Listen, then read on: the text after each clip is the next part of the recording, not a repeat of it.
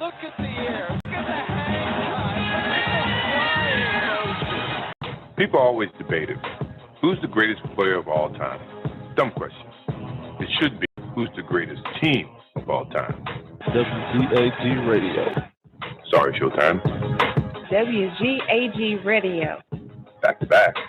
WGAG Radio. First three-peat. WGAG Radio. Even with the flu. WGAG Radio. No push-off. WGAG Radio. And my favorite. Radio. Tough to beat that. What? You think there's someone else? Prove it.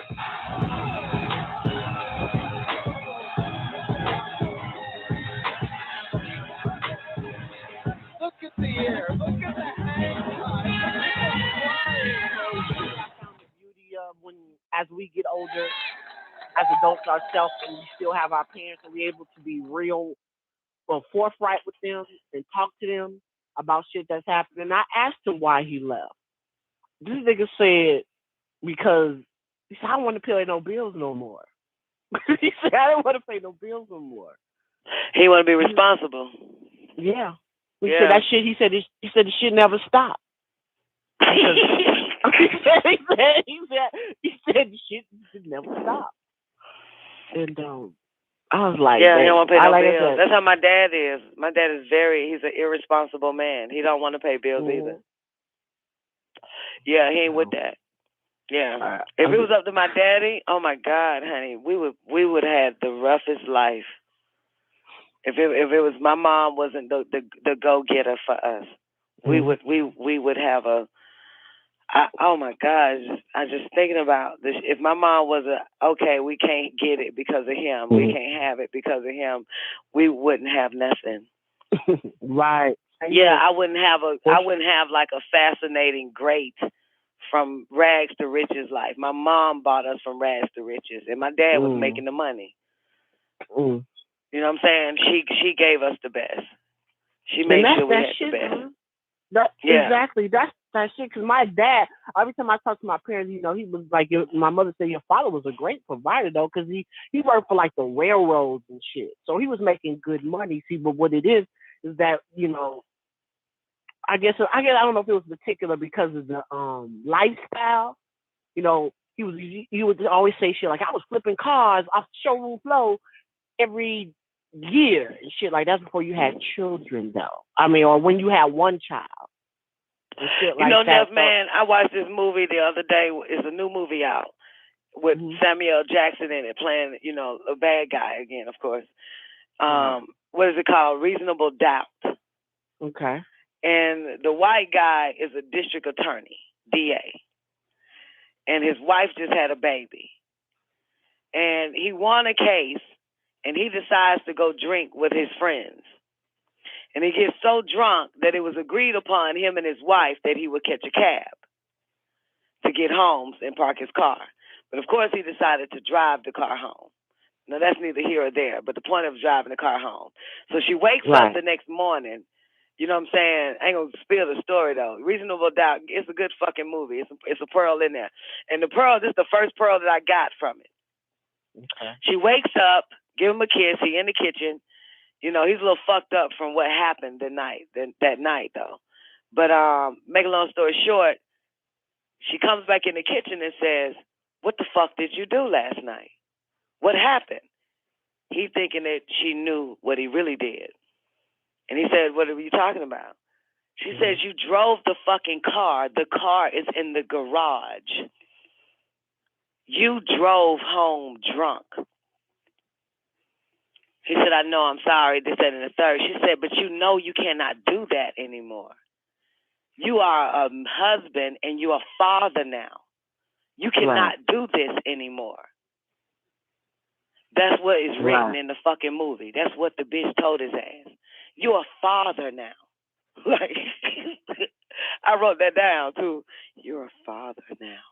Right. That's some deep shit. That's some fucking deep shit.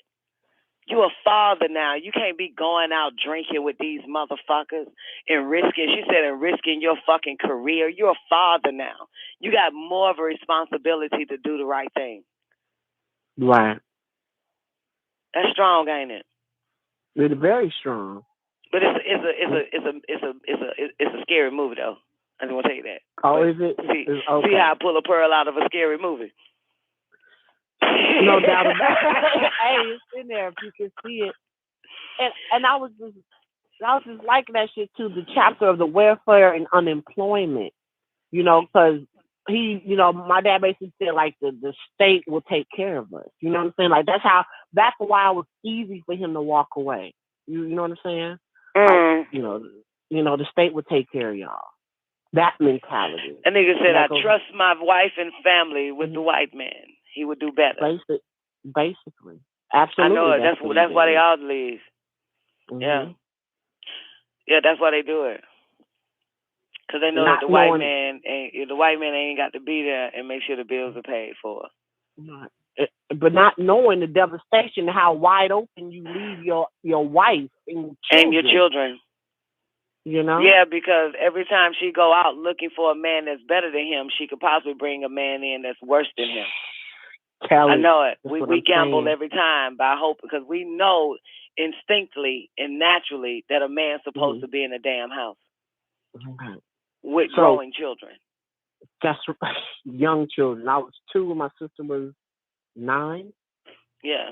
You know, so now that he's older, now that he's 60, now he has all this. Now he sees what it was and what he did to his family and his ex-wife.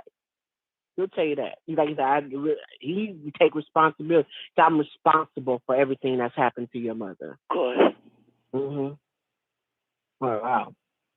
So that's good or bad, he's responsible for it. He's responsible for it. He admitted that. So, but that just goes back to the welfare and unemployment because that's what when I heard you reading it the other day, that just struck me with my father. You talking about last night? You talking about last night? Yeah, was that last night? Yeah. Yeah, where were you? I miss you. What was that last night? Yeah, I did unemployment last night. I just had to step away. I just had a lot of stuff going on at the house. I don't care. You need to be here. I know. I was late. I was late to the show and had a lot of stuff, but that unemployment and welfare was serious last shadow though. It was. I really saw it with the help of the fireliners from earlier from the previous show the day before. Yeah, I could see it. Right. Yeah. I was like, damn, that shit reminded me of my father. Yep. How you just go ahead and leave your woman open like that? And they said, I ain't want to fucking pay no bills. That shit don't stop. Man. That nigga said that shit don't stop, goddamn. He ain't lying. That's one thing. The only way bills stop if you run from it. Right. He said, I didn't want to do it by myself no more. Damn. Wow. That's some shit. That's why I love being an adult now, though. We can sit and have those kind of talks. Even with my mom or my father, we can really get down to some shit and talk about it. And it really cleanses them at the same time to a certain extent. Because they got to get that shit out, too. That's a lot of shit that they harbor. They should be able to unlock that shit even within themselves. So I like that we can talk like that without getting all emotional. You fucked up my life and all that shit. No, it's none of that. This is just an overstanding. Yeah, because now you see it different. You're able to just overstand why they did what they did rather than questioning why they did what they did. Right. Yeah. Right. Yeah. The older you get, the more they'll talk, Neff. I'm seeing it. I'm starting to see that fire line. You are right. You are right. You ain't lying, because my daddy been talking and this motherfucker won't shut up now. And all he's saying is, I love my babies. I love y'all. But he ain't admitted none of his faults, though. You know what I'm saying? But it's okay. I don't need him to admit that shit to me. You're a man. You was born to be a fault. All males are faults. That should be their new gender. When I become the leader of the new world and part of NSOC, I'm changing your gender to fault. Like, girl, guess what I got in my life now? A new fault. Really? Bitch, I'm happy. Y'all gonna get married? Oh, my God. Hopefully he'll be a good fault. Like, There would be no word called man, male, husband, none of that. Your new gender is fault, motherfucker. Be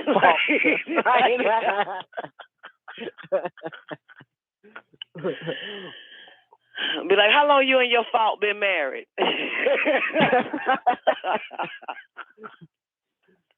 Motherfucker. Oh, shit. My grandfather and I were on a road trip. We were going from Wisconsin to Detroit. So it's like a 7-hour trip, okay?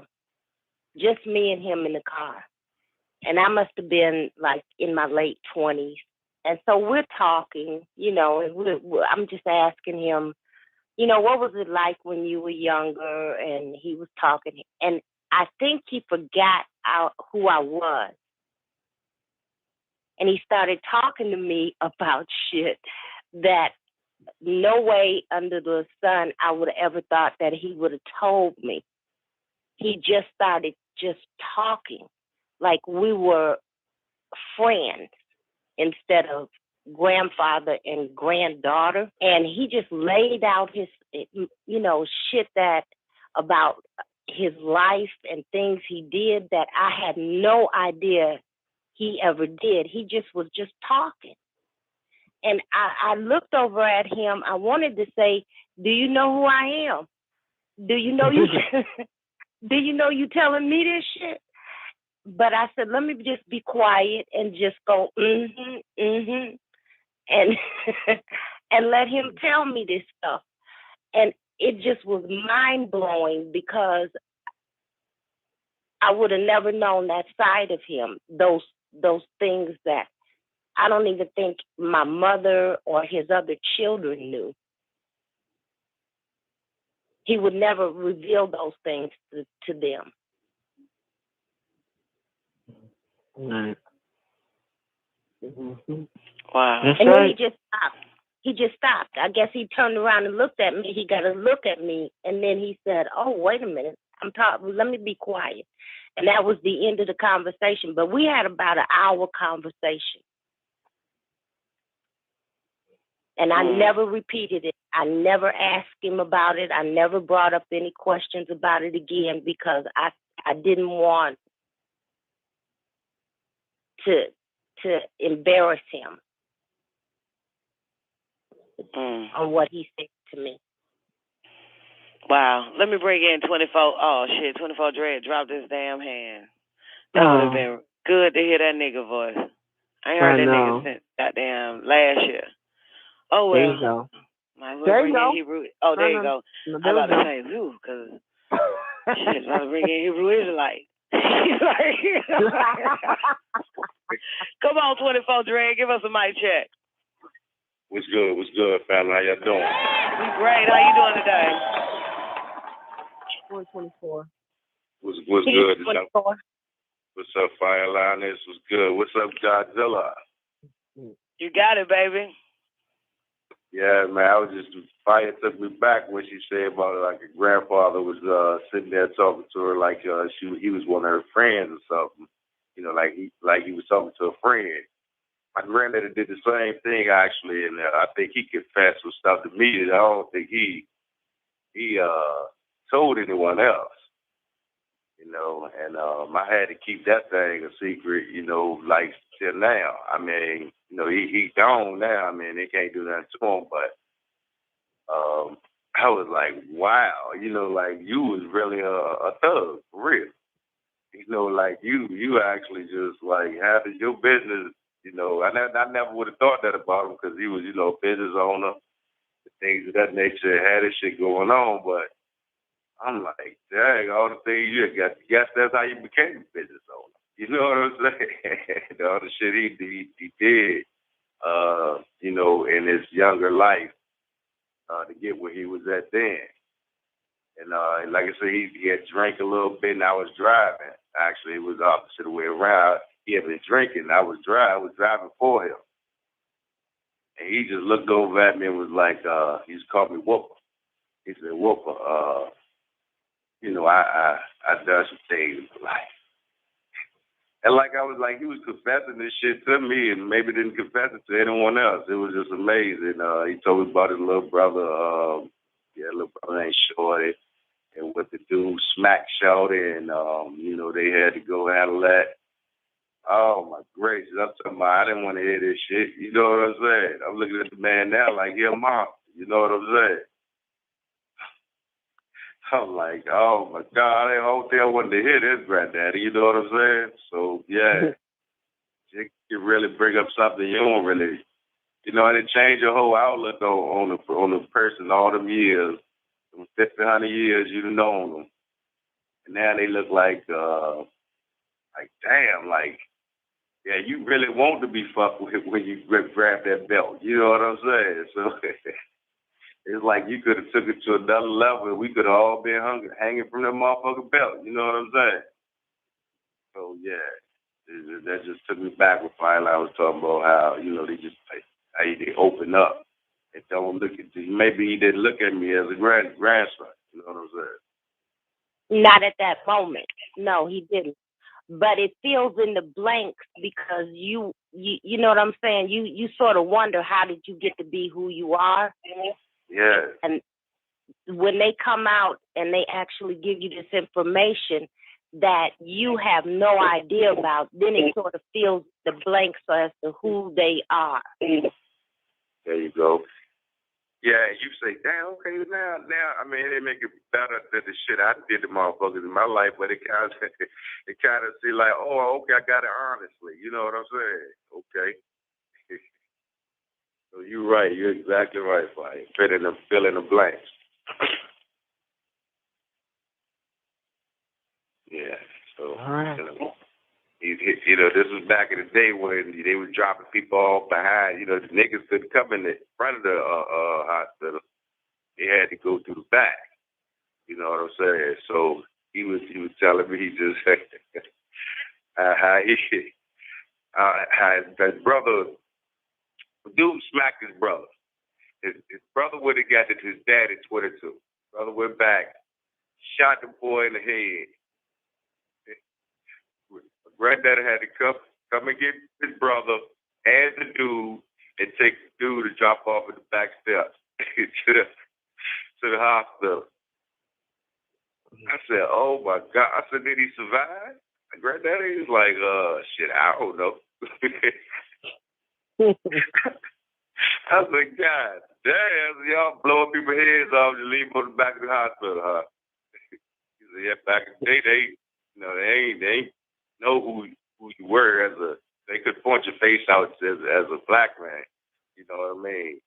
But they say any black man came up and dropped his nigga off. You know what I'm saying? So I was like, oh, this is crazy. I mean, like, why are you telling me this shit? You know what I'm saying? I don't want to have nothing to do with this shit. I don't want to have nothing to do with this shit. He told me a lot more things. We had coming from North Carolina, going to Virginia. So I mean, we had time to talk. No doubt, Tootie folks. No doubt about that. Put him in a whole different light. Let's bring in Hebrew Israelite. Quick, Hebrew. Your mic is open. Is it open? About time. I've been on for an hour, so I've been patiently. I hear live keep talking about bring Hebrew on. Well, I ain't gonna say nothing about you live, but you got me one time. Okay. Hey, I believe this, I believe this. I believe the ladies run the world. But black men, I believe we used to run the world. So if you ladies running it, why don't y'all just form alliances and maybe the fellas we can come in and build on it? Because y'all hold us mic. Y'all got power. And, I build my world all the time. But I ain't going to lie, a woman has always been there for me. So, I'm starting with you. I'm a black Hebrew Israelite, but at the same time, you got to be able to work with me too. So if I come up with some great ideas, you think if it's beneficial, it helps you, you think you might want to help out? Yes. Nicoleone. Say what? I'm sorry. If some things pop up and It's beneficial. It gets people paid, gets people making money, gets people working, earning. You think you might want to get involved, or you think, Nope. Nope. And why not? Because I'm not interested in Ethiopian liberation. Wait a minute. Because I'm not interested. I do it just for the show. It's only for show. It's not real. You know what I'm saying? I'm not interested. Nope. I don't want to help a black man. Okay, I got my own issues. The only black man I'm interested in is the one that came out my pussy, and so far I'm doing a terrible job at it. So why would I be interested in a black man that came out another woman's pussy and helping his ass? And you already grown. You're a grown fucking man. So at the end of the day, there's nothing I can do for grown fucking men. I can't do nothing for you niggas. I can't do nothing for you, man. I got problems of my own. I can't do nothing for you, man. Okay. Then, hey, what's the name of that song? You know that song? I can't do nothing for you, man. I got problems of my own. Sorry, baby. Well, do you think the white man is more powerful than the black man? Well, based on scientific data and findings and the 9-ball, of course, the answer would be yes. Okay. Yes. Well, I think that they're better organized than we are. I think once we decide to be players in the game, I think we can be more powerful. The black man don't want to play the game. So what happens? Don't want to play what game? They're organized, meaning they can communicate from here to you to maybe somewhere else in the world and get an answer.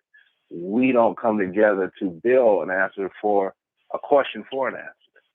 So if we don't build, we don't get. So they're better organized. They're able to work together where we don't. Well, see, here's the only problem that I have with this black man. And when he talks about we, meaning himself, and the other black men, y'all come to me or us black women and say that shit. And that bothers me because it's not like we responsible for your downfall. We're not responsible for your downfall. You're a grown ass motherfucker. You got to get with other, hopefully single black men, and start to work if you're single, and start to work from y'all need to sit at a round table like I think Mr. White Man does every night at a certain time, and they start to organize and like you said. But to come here with that shit with me, and I'm a woman that have my own responsibilities of the son and the daughters that I've, pushed out my cootie wootie, and the man that is in my life, I can't take the time out and start to put my energy in issues or help in your idea when I have growing children. I cannot do that. You're talking to the wrong woman. And when it comes to like the most important thing I need to put my energy and investment towards, it would be the children, not you.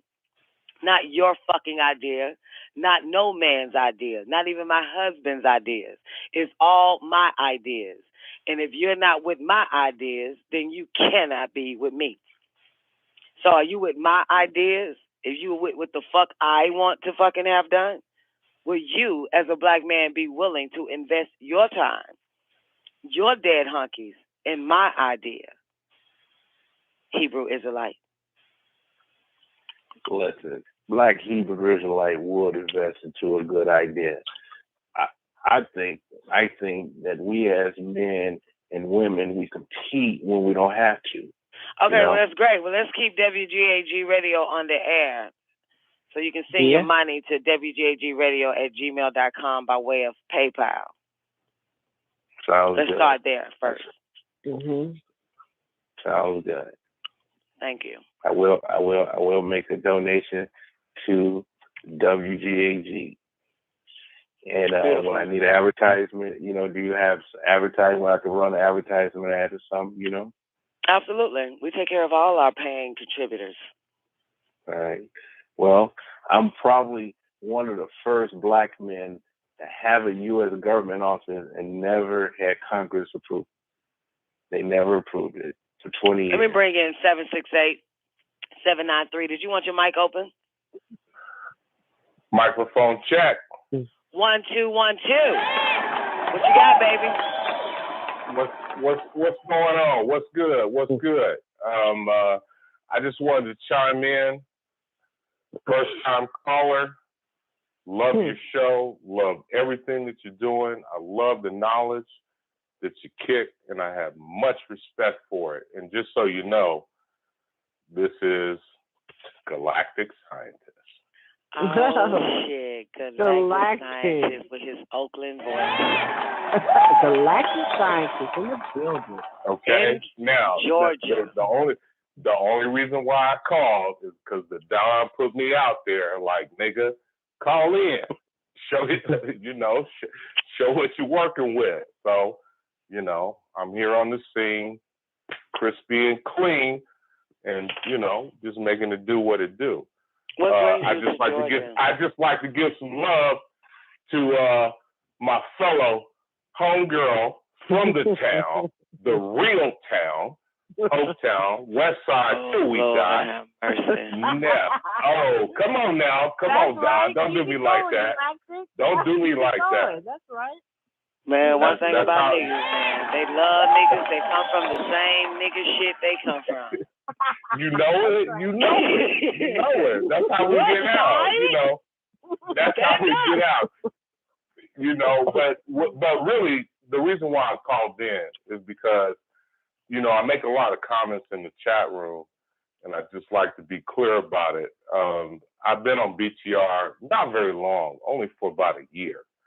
And I done perused a lot of shows, and please forgive me because I flip vernaculars back and forth.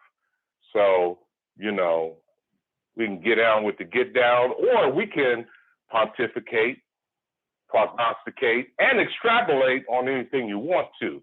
Now, with that being said, I'd just like to say I love what you're doing. You guys have become my favorite show. I've only been coming on the show for like a week. And I love everybody that's on the show. Y'all some of the realest people on BTR. I love what you're doing. You be kicking the knowledge. You kick the science. And I have much respect for it. We do our best. Oh, you do more than that. You do more than your best now. Come on, Don. You're being very noble right now. Well, that's what I Don appreciate means, that. nobility. Yes, and I appreciate that. And I just wanted to give a shout out to Live, who sent me the little precursor to the 9-ball, because I'm gonna do some homework and I need to study that because I just been getting it off the cuff, like when you guys reading it. So I'm just like on the spontaneous tip. I'm trying to, because you get into a whole bunch of esoteric stuff, and I'm, and I can appreciate that, but at the same time, I ain't had a chance to actually read it and do my due diligence. But once I get a chance to do that, yeah, I'm coming with a little heat, Well, we like heat. When we gonna hear you pressing one, we gonna be looking forward to you pressing one more often. Oh, most def. And this was my first time calling in. And see, I'm one of them brothers where, and I would just like to share this with you, Don. When the young brother came on last night, and he was like asking you the question about who is God. That conversation was so profound for me. It was profound because the thing that really kicked it off was like when he asked the question, I was like, this shit sound kind of faulty. But then I laid back and I listened. But when you knocked it out the box for me was when you gave him that English lesson that he really didn't understand. You asked him the difference between who and what. I was like, oh shit. She done flip the script on his ass, and he couldn't even respond to that. And then the conversation, went on, and I was just like, man. And then he just lit a fire under you. And I was like, oh my God, when you started talking about the whole psychology of welfare, you was talking about shit I had never even thought of. Never even thought of. And I was just sitting there like, damn, that shit is true. And I was amazed. And well, thank you. I'm just calling well, as long in. as it didn't piss you off, because Live said that Oh, last night pissed come off on, a man. whole bunch of Come niggas. on, man. But as long as it Let me didn't piss your ass off, because I like you. Don, let me tell you something. Real talk is real talk. Now, if you're going to get mad at real talk, then that means you don't want to hear the truth. See, I'm the type of motherfucker. Don't tell me what I want to hear. Tell me what I need to know. Okay? That's where I come from. Tell me what I need to know. We had this old saying in the playground at Bella Vista in Oakland. This nigga came from East Side of, right? And he wasn't even part of the neighborhood. So we shooting hoops and we sitting there talking. And then while we're talking, somebody just butted into the conversation. And then the young brother looked at us, and we all about 14 years old. He said, where I come from, that's called speaking out of turn. I never forgot that. Never forgot that. Wait. I'm lost. What does that mean? What happened again? What did y'all do for him to say that? No, what we were talking, right? We were just chopping it up, just school kids, right? So we were talking and we swapping war stories. Then he started talking, and then somebody interrupted him in the middle of his conversation. So that was his way of checking us. Shit. Nigga, you speaking out of turn. It ain't your turn to talk yet. And the subliminal message with that was, nigga, you get her doing this. But see, he was by himself. So he wasn't trying to ruffle no feathers. He was just putting us up on game. Watch yourself. Don't go around just bumping off at the guns, because that can get you hurt. And see, I took that to heart. And like the whole time this last week I've been on your show, I just listen. I listen to you. I listen to Neff. I listen to Fire Linus. I listen to Auntie. I listen to Live. See, I ain't even at my computer. I got these names in my mind already. You see what I'm saying? You like my man Babylon? Bab, yeah, he thorough too. He thorough. He's sick with it. Cause I heard him get on a brother a couple of days ago. I don't know who that was that called in. What's that brother's name? Kufu. Oh man, that shit was classic. And he went in on Kufu. He was like, "What the fuck, nigga? Wait, hold up." And I was like, "Okay, I see what's going on here." And see, I'm like, Ice Cube had a song. I'm that nigga that plays the back, while you niggas want to be up on stage and doing all that old shit, And I'm showing my age right now. I'm about to make a quote. Flip Wilson. I'll be in the back, in the booth, in the corner, in the dark. Check me out there. I'm watching what's going on. And I'm only going to speak. I only speak on shit I know. If I don't know, I ain't got nothing to say. So tell us something for Neff's show, and I'm curious to know what brings you to Georgia, Atlanta. Well, I've been here since 2002, and it was, and I'll be honest, it was one of those things. I met a female, and we got to chopping it up, and she's an engineer, and I relocated. I was going through. Men go through their own little version. Those of you who have heard this brother before, It's not You know that physical, you're getting ready to hear it's something mental. dynamic. So at You the know you're time, getting I ready was to in my hear something 40s, important. and I You know just, you're getting ready you to know, hear I was something trying to get out of strong. Oakland. You know you're getting ready to hear something black. Them niggas crazy. And you know you're getting ready to And hear something that's nothing going on to that. wake you up if you're Be there. asleep and going to So, keep you up if you're you awake. know, it was like, I'm getting too old for this shit. It is my I pleasure gotta regroup. to introduce Whoop, whoop. Got the the hell up brother out of there, came here. who is not only known And, as, but can live I- up to his name as the truth terrorist.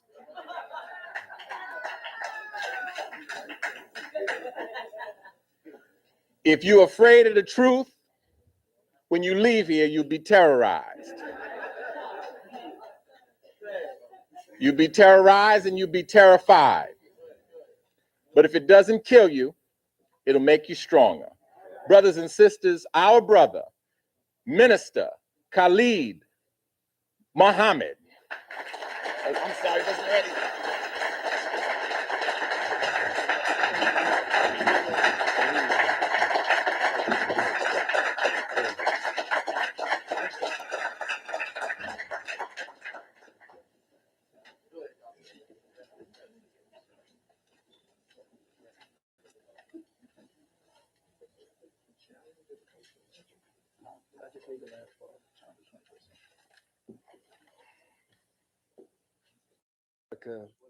As the chairman or as the leader of the Southern Christian Leadership Conference, as Dr. King worked 30 years ago for us, it is written in the scriptures, what greater love could a man have or a woman than to lay down their life for their brother, for their sister, for their friend.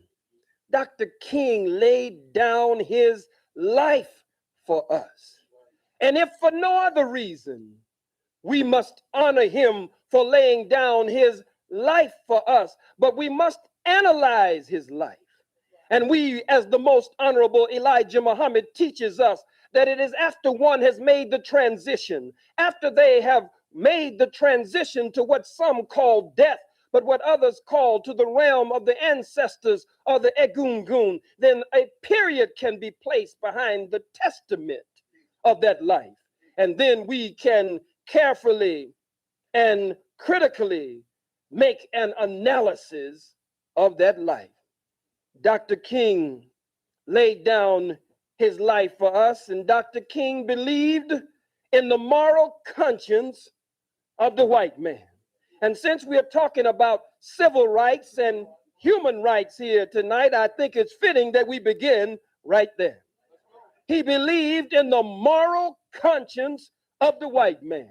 Well, I'm here tonight at D&J to tell you that the white man ain't got no morals and he ain't got no conscience.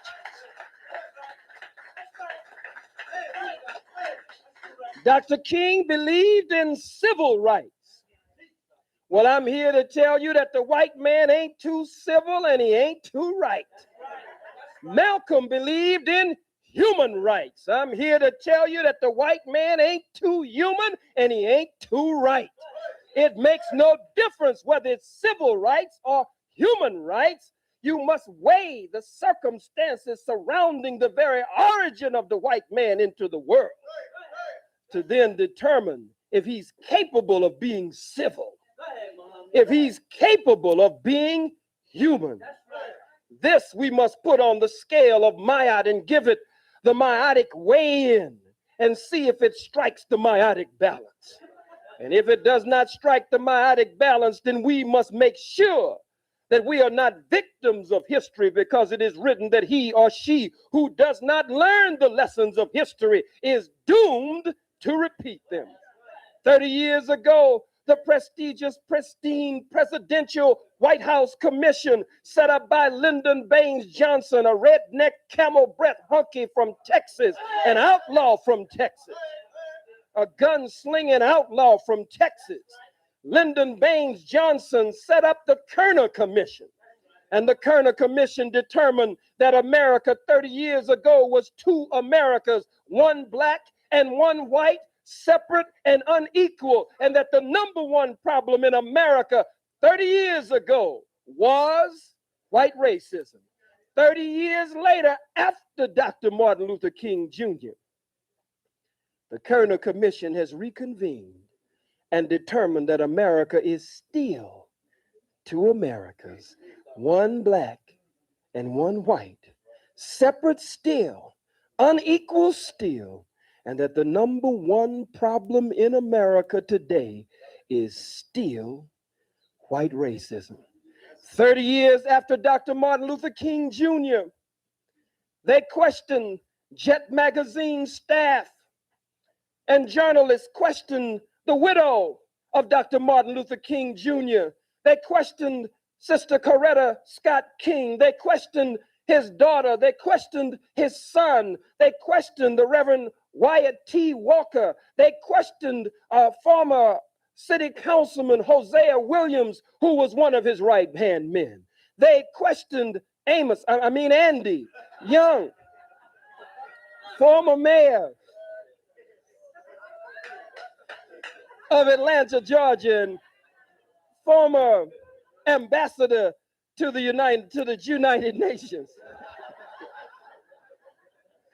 They questioned them, and they questioned others, and they put the question to them about success or failure. They put the question to them, have we really made progress 30 years after Dr. King? They wanted them to analyze the dream of Dr. King, and they all said that they could see some change here and there, but they all agreed that America had a long, long way to go. Some of them were even specific. 30 years after Dr. King, if we're going to deal with civil rights and human rights, and we're going to weigh it properly, we must understand that affirmative action, which was important to Dr. King, but never has been important to me, because the action has never been affirmative. We don't need affirmative action. We need reparations and freedom and independence, liberation and salvation. But affirmative action was important to Dr. King. 30 years after Dr. King, affirmative action does not even remain a dream anymore. It's a nightmare now. A recalcitrant cold wind blowing through Congress, blowing through the Senate, blowing through the White House, whistling throughout the hells of North America, has now swept affirmative action almost but from the scene today. 30 years after the dream of the dreamer, Section 8 entitlements, quota systems that were supposed to level the playing field after people had been robbed of their names, their language, their religion, their culture, their God, their folkways, their mores, their norms, robbed of the very power of our own being. All of that is being erased today. Such measures that were supposed to be set up to level the playing field.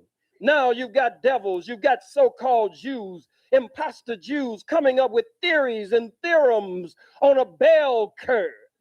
Other crackers saying that we are genetically inferior. Other crackers saying that we are stuck at the bottom. Other crackers saying that we are black jelly beans stuck at the bottom of the bag or the jar. Look at it. You break both of my legs, and then you call a race. Break both of my legs, and you stand, somebody working with you, stands at the starter's line, fires the starter's pistol, and you're the only one running.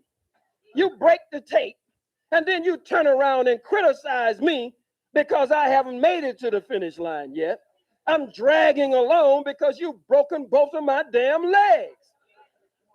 How could you expect me to finish? The white man breaks our legs and then has a race and then says, well, you really are intellectually inferior to me. You robbed me of my name, my language, my religion, my culture, my God, my folkways, my mores, my norms, and then you turn around and give me a goddamn test?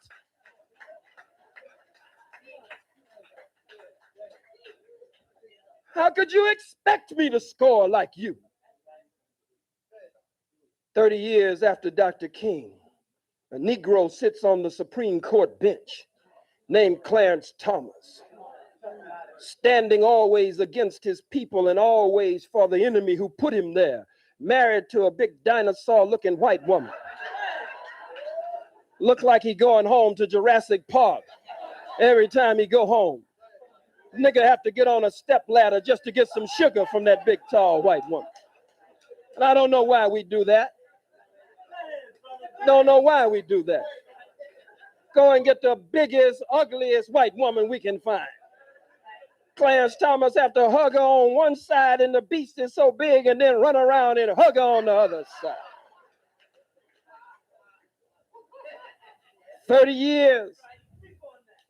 years after Dr. Martin Luther King Jr., there's a rise in the Ku Klux Klan. 30 years after Dr. Martin Luther King Jr. and the dream of the dreamer and his civil rights. 30 years after Minister Malcolm X, El-Hajj Malik El-Shabazz, Brother Omar Wale, and his dream of human rights. 30 years thereafter, the white man still considers us 3/5 of a human being. At the Million Man March, we had well over 1 million to 1.5 million, maybe even 2 million, convened by the Honorable Minister Louis Farrakhan. The first foolishness was talking about separating the messenger from the message, which came out by Messy Jesse. He popularized this madness about separating the messenger from the message. Close to 1.5 million, 2 million. And the crackers say he saw 400,000. Why? It's because the cracker was still counting us as 3/5 of a human being. He got mixed up on them fractions. Got them fractions mixed up. 30 years after Dr. Martin Luther King Jr., 30 years after Martin Luther King Jr., a rise in the Ku Klux Klan, a rise in the Aryan Brotherhood, a rise in the American Nazi Party, a rise in the skinheads, a rise in militia groups, a rise in right-wing paramilitary hate organizations and hate groups and night riders and day riders as existed during Reconstruction. 30 years after Martin Luther King Jr., the Supreme Court has handed down a ruling in various states across the country. 30 years after Minister Malcolm X, Brother Omar Wale, El-Hajj Malik El-Shabazz, one believing in civil rights, one believing in human rights. 30 years after both of them, Malcolm said we must vote in a solid block, that we must vote in a black solid block. 30 years after Malcolm, the Supreme Court has handed down a decision ruling it unconstitutional for you to have what they call majority minority voting blocks. And so gerrymandering and remaneuvering. And so now they're taking small black districts, brown districts, and dumping them over into bigger white districts to bust up your black voting block, which lets you know that you can register to vote all the hell you want to, but voting will never get your behind out of this condition. You running around registering to vote. Some of you don't have to clap for me. You say, well, he's stepping on some toes now. And I know they got that camera running, and I don't want the camera to catch me applauding because I'm really with these folks and I'm with those folks. Nigga, you should be with the truth. Stand up for the truth. Stop dilly-dallying. Stop pussyfooting. Stop beating around the bush. Tiptoeing through the tulips. Speak the truth regardless of circumstance and stand up on the truth from the cradle to the grave. That's your divine responsibility and duty to our people here, generations yet unborn, and to our ancestors who have gone on. That's your duty, and that's your responsibility. And so the voting blocks being busted up today. Unconstitutional to have a so-called majority minority voting district. 30 years after Dr. King, the white man is killing us, it appears, like never before. You talk about slavery. You talk about the plantation. You talk about lynching.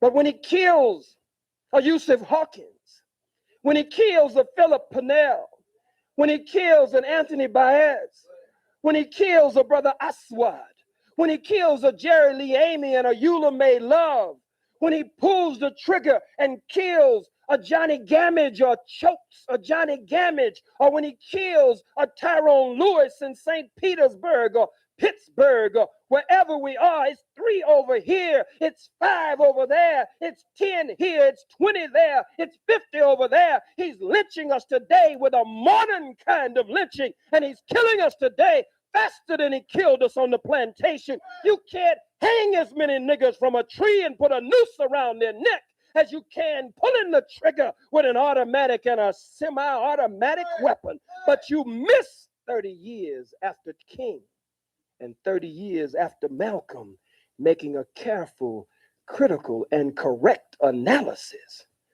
of what's going on. Because some of you still want to hold on. Maybe nobody in here. Maybe that's the ones who didn't come. In fact, let's establish some rules now. If I say anything that you don't like, just say he ain't talking about me. Talking about somebody else. All right?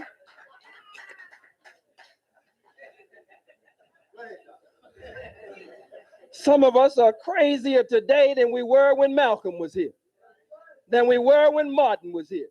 Some of you got your tikis and your sandals and your boobas and your dashikis and your red and your black and your green and your mud cloth and your kente cloth. And Christmas, you had a damn Christmas tree in your house. You got your afro, you got your dreadlocks, you got your African braids, you got all of that. You crowned and gowned to the ground. But you got a dead tree that the peckerwood sold you in your house with some kente ribbon on it, with a Santa Claus with red, black, and green on. You got a red, black, and green stocking over the fireplace. You have taken this madness and dressed it up and tried to give it an African flavor. Some of you today, 30 years after Malcolm, 30 years after Martin, 30 years after the call for civil rights and human rights, some of you are still quoting the white man's corrupt constitution and his Declaration of Independence and his Bill of his Bill of Rights. We hold these truths to be self-evident that all men are created equal. They are endowed by their creator by certain unalienable rights, that to these are life, liberty, and the pursuit of happiness. Let's look at that. Would you hold this for me, son? This is my son, Farrakhan. Give me a strong black.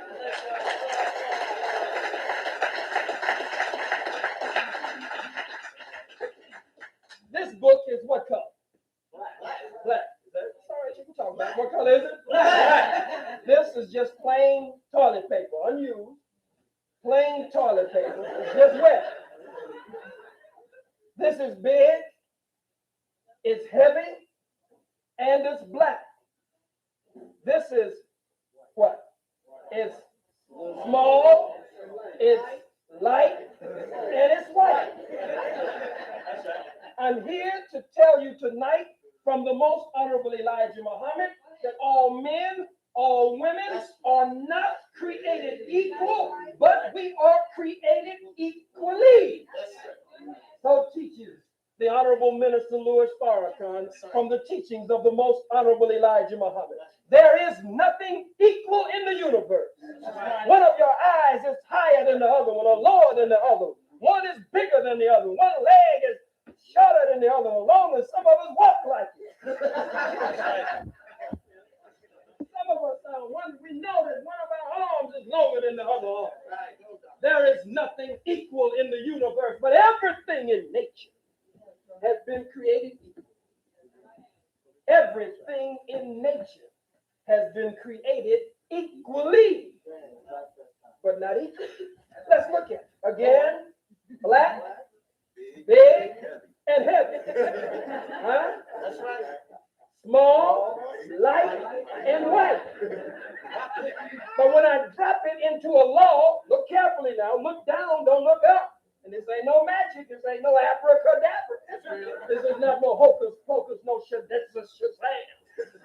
Watch. They both hit the floor at the same time. Let's look at it another way.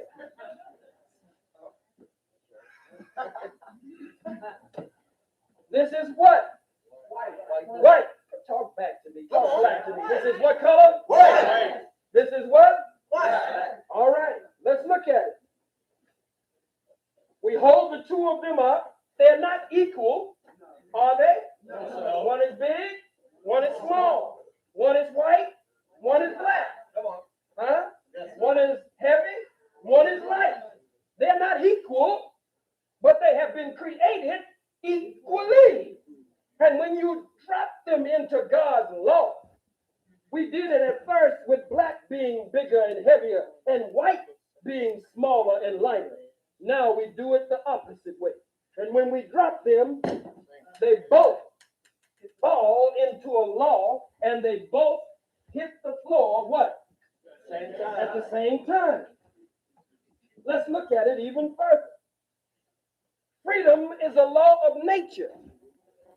Freedom is a law of nature, and justice is deeply rooted in the universal order of things.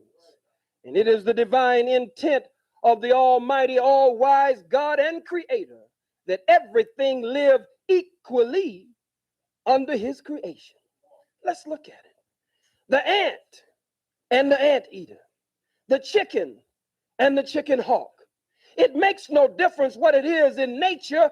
All have been created equally, but not equal. Everything must have food. You with me? Water, air, and the proper environmental and atmospheric condition. The ant must have food. The ant must have water. The ant must have air. The ant must have the proper atmospheric and environmental conditions to continue to live. But on the other hand, the anteater must have food. It just turns out that the ant is the food of the anteater. The anteater must have food, must have water, must have air, must have the proper environmental and atmospheric conditions. Let's look at the chicken and the chicken hawk. Both of them must have food. Both must have air. Both must have water and the proper atmospheric and environmental conditions. It just so happens that the chicken is the food of the chicken hawk. Nature is set up with predators and prey. And we have been the prey of the white man for the past 4,000 to 6,000 years of his sojourn here on our planet. The brown man and woman, the red man and woman, the yellow man and woman, all have been the prey of the white man. The white man is our natural enemy. I know nobody teaches that too much anymore. We've gotten sophisticated now. We talk all up in the clouds now. We talk all kinds of proper talk and talk that borderlines that we might be trying to get away, but we also look like we're trying to stay. All at the same time. We're dreaming of a brighter day in America. We got to search for tomorrow in America. I cannot change, and I will not change. And God damn it, don't ask me to change, because I'm not going to. The white man is not a devil, but the white man is the devil. And if the white man is not the devil, he's going to have to do until the real devil gets it.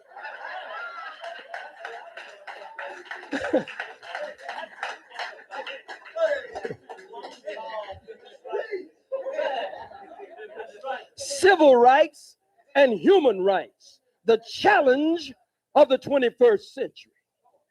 Look at it. If you're going to look at Malcolm X and Martin Luther King, you got to look at them in phases. You got Old Testament Malcolm and New Testament Malcolm. You got Old Testament Martin and New Testament Martin. Old Testament Martin had a soft line.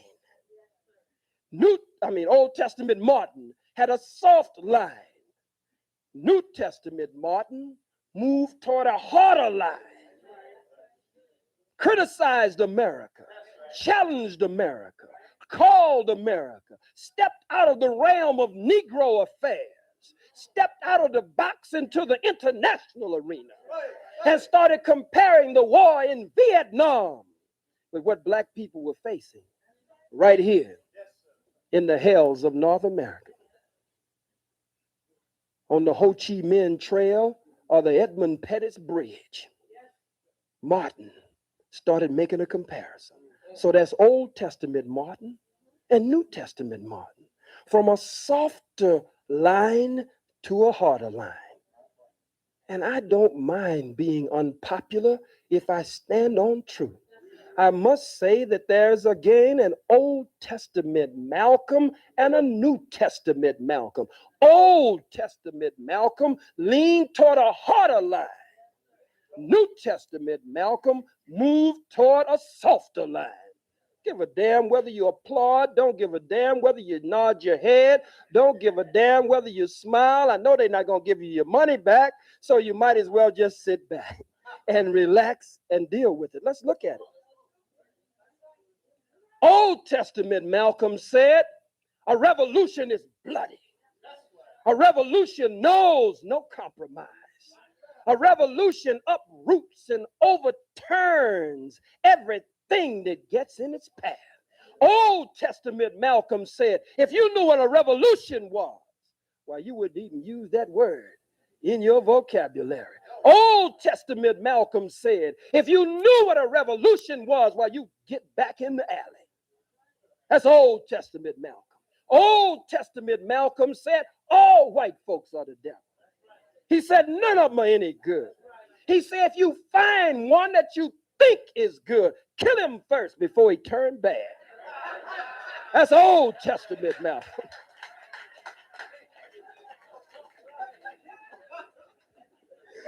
Because just as sure as the sun shines, the guy's gonna turn bad. I'm telling you, buddy, he's gonna turn bad. No, make no mistake about it. The guy can't help it. Gee whiz. Golly gee. If you think anything else, it's far out, buddy. It's far out. Jimininis.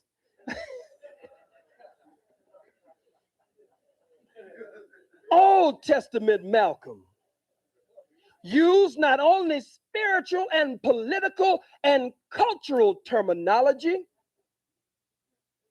he used revolutionary terminology as well. What does this say? Okay. And we read it. Everybody look and say, what does it say? Did he say leave Malcolm alone?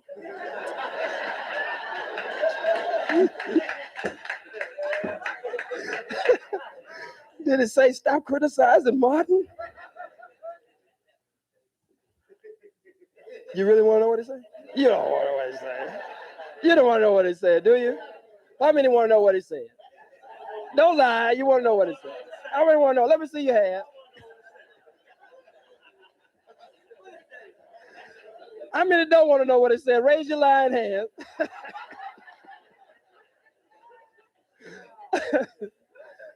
It just says, can you take a 15-minute break? At some point, take a 15-minute break. And we're going to do that, and then we'll reconvene. All right? Is that all right with everybody? He said, that ain't really say that.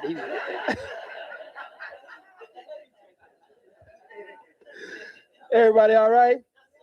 We were talking about Old Testament Malcolm and New Testament Malcolm, Old Testament Martin and New Testament Martin.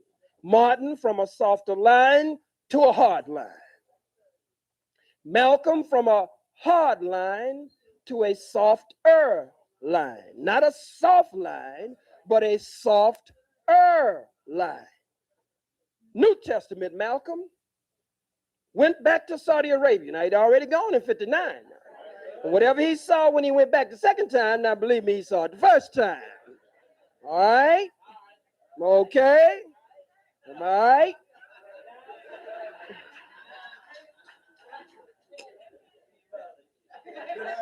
Yeah, I got to drop some Ebonics up off in here. All right. I drop a little Ebonics, y'all, so y'all the photo know what I'm talking about. You know what I'm saying? You the photo know.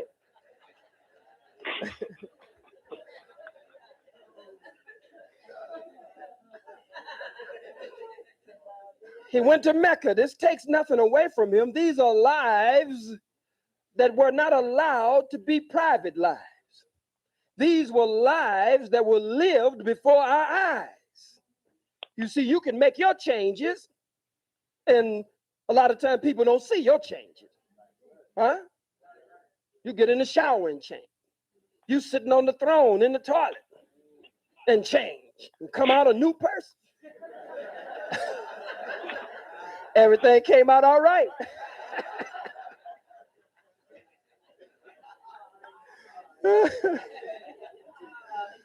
Some of you go to one Juma prayer, you're a changed person. You go to one Juma prayer, you come back, brother and your wife don't even know you. You're Khalid Abdul Rahman Suleiman Kareem the Magnificent III. Abdullah. Got an Arabic accent and one Juma prayer. You come back in the door, Assalamu alaikum rahmatullahi barakatuh. And she said, all right, baby. And she, Assalamu alaikum, I love you, baby. And she said, well, what's the matter, baby? No, I'm not baby anymore. I'm Khalid Rasul Kareem Rahman. You go on. She said, nigga, I know you Willie Bobo. Would you go and take 30 minutes of karate. Try to slant your damn eyes in the mirror. Want to eat chop suey and egg foo young all the time. We just wow. Robbed so thoroughly of a knowledge of self until everybody's culture makes an impression on us. The best way to defeat the oppressor's culture and alien culture is to live your own. It's to live your own. That's the best way to defeat it. New Testament Malcolm went back to Saudi Arabia after he had been the first time. And he went in and he came, he wrote postcards back. He sent letters back saying, here I am in Mecca, and it's a sight to behold. Here I am, he said, sleeping on the same mat, eating from the same bowl, drinking from the same cup, with men whose skin is the whitest of white, whose hair is the blondest of blonde, whose eyes are the bluest of blue. This proves that it can work, that integration can work. He was interviewed. He said, I was in Mecca, he said, and I was with men whose skin would be considered white in Mecca. He said, but they had Islam. And he said Islam made them different. Islam didn't allow them to act like racists. And that's what the white man in America needs, Malcolm said. He needs Islam. Well, wait, let me tell you something.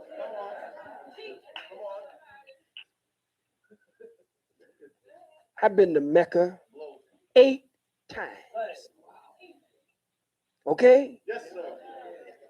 I came back each time believing that the white man was more the devil after I got back Then before I went over there are Muslims who don't want you to talk about this. We got to deal with the truth.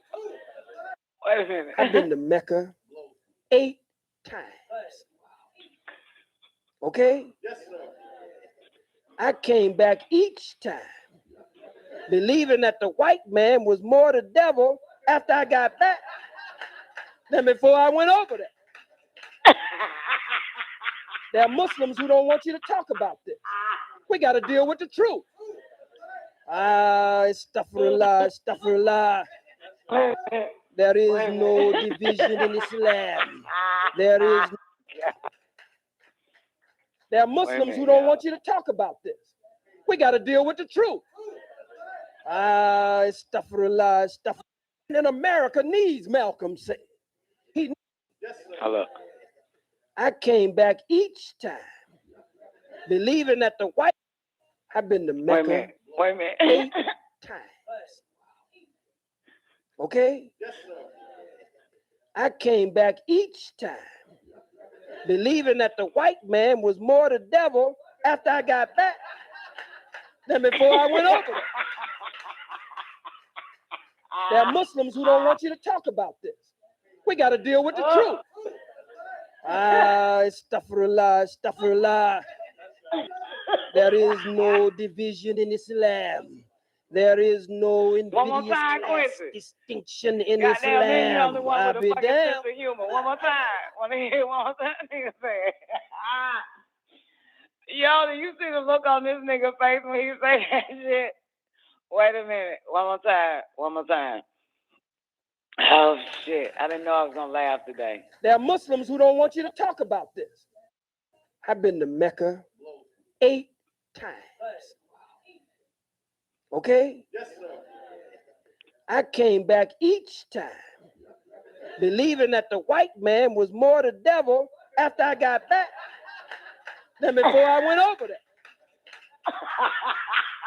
There are Muslims who don't want you to talk about this. We got to deal with the truth. Astaghfirullah, astaghfirullah. There is no division in Islam. There is no invidious class distinction in Islam. I'll be damned. I was in Mecca at the Mitar, or the airport. The biggest delegation to come to Mecca is represented by the blue, black, purple, black Nigerians and Senegalese. From all right, man. I guess me and goddamn Taekwondo gonna have to enjoy this motherfucker by ourselves. Yo. Oh shit. I'm gonna pause this shit. I'm gonna play this nigga on the man of the hour, goddammit. Yeah, it's official. Oh my God. That nigga, I didn't know I was gonna laugh. God damn it. We'll be right back. Let's get the show started. What goes around comes back around. Hey, my baby. What goes around comes back around. Hey, my baby. What goes around comes back around. Hey, my baby. What goes around. Mystical teacher sat by the seaside. It was about 5 o'clock because we heard the free ride. Anyway, the teacher was talking in stride, sitting upon a rock that was wide and warning against false pride. Come to where I reside, a woman cried, and the teacher replied, do you serve your fish fried? Yes, she replied, with potato salad on the side. And the teacher replied, well, where do you reside? She said, up on the hillside, it's not a far ride. If you came to have dinner, I would be so gratified. The teacher replied, it's 6 o'clock, 7 o'clock, you decide. She replied, 7 o'clock, do you like stir fried? She was mystified and felt so dignified. The teacher was coming to the house where she resides, so she purified with pesticides, calling her friends up nationwide. Some of her friends were tongue-tied. They felt so glorified. She made steamed fish, baked fish, fish that was fried, soup, steamed vegetables, potato salad on the side. You could smell the bread in the oven far and wide. Natural juices and water purified. Organic fruits brought from the countryside. With silver forks and knives placed side by side. You could not be dissatisfied. Looking out the window, staring at the mountainside, you would have died. 6:59, she's swollen with pride. As the moment intensified, there's a knock from outside. She opens the door, for the teacher has arrived. But to her surprise, it was a bomb who cried, please, I smelt the bread from outside. One piece. And then she replied, the teacher is coming. He's soon to have arrived. You're making me look bad. Come on now, step aside. The bum then replied, when I say I'm hungry, I haven't lied. Give me some of that chicken that you just fried. She replied, chicken fried? No, that's for the teacher. You're not purified. Then she slammed the door and went back inside. Sat on the couch with the TV guide. She looked at the clock. It was 7:09, then 7:30. He still hasn't arrived. 8 o'clock, she was on the downside. 9 o'clock, by now she's teary-eyed. She pissed off and her anger multiplied. She cried, then fell asleep dissatisfied. Next day, she woke up and was preoccupied with meeting the mystical teacher who lied. Where could he hide? She ran down by the seaside. He was there teaching about false pride. You lied, she replied. You lied. You said you would be there at 7 o'clock. You lied. He replied, no, I have not lied. I came at 6:59 and you told me to move aside. I asked for bread and chicken that was fried, and you said that I wasn't purified. She replied, I wasn't notified. I had no idea that you was the bomb that cried. And the teacher sighed, then replied, this concludes our lesson on false pride.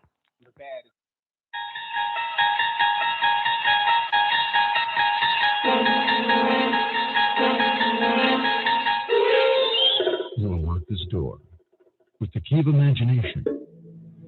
Beyond it is another dimension, a dimension of sound, a dimension of sight, a dimension of mind. You're moving into a land of both shadow and substance, of things and ideas. You've just crossed over into the Don Nicoleone Show. Oh, yeah. Y'all already know what time it is. The moment that you've been waiting for. The one that you've been waiting to hear. The one that calls the call, that calls the effect. Put your hands together for the baddest bitch in El Cologne. God, Nicoleone. Cologne. I'm in the love of the all, and all love is in me. I am a part of the all, and the all is a part of me. I am one with the all, and the all is one with me. I can succeed as a part of the all and fail as an individual. I can be all that I wish in the all as long as my wish is to stay in the all. I'm never alone. The all is, I am. The all can, I can. The all does, I do. Hello. Ladies and gentlemen, welcome to the Don Nicoleone Show, man. I hope y'all enjoyed that first hour. That's that's Khalid.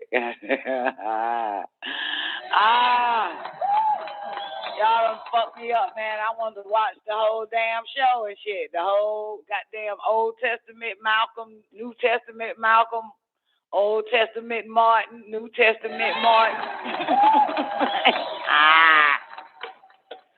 Play that shit. I'm gonna stop right there and I'm gonna play it on the Man of the Hour. Anyway, welcome to the Don Nicoleone Show, ladies and gentlemen. Do it 12 noon Eastern Standard Time on WGAG Radio. Great day to all the callers and everybody tuning in to the Don Nicoleone Show. You need to call in numbers in the description, by the way, 425-569-5274. If you know anybody that's unable to actually get in, just give them myfamilymobile.com and tell them to get that as a provider. Or Verizon, I tell you, or Boost Mobile. All right. So, great day to everybody over there in the after party. What up, y'all? The after party, baby. That's our 24-hour voice-activated chat room. We be in that bitch 24 hours a day, 7 days a week. It's on paltalk.com. Type in the search, the after party, and I'm still laughing. Wait, I'm laughing in my head. I've been to Mecca 8 times. Wait, man, I shouldn't have came on that quick. I should have laughed and checked the mail, laughing on my way to check the mail and shit like that, man. Wait a minute, let me get together. Great day to everybody over there in the after party. Great day, Bingy D. Hope all is well with you. Special shout out to my man C9 him. Great day, She-Doc. Hope all is well. Juana Shanae is in the building. Ja Elohim Bizay, great day. Next back, the Vulture God is in the building. Newbie Rock Week 9, great day, baby. Oh, shit. Sister X.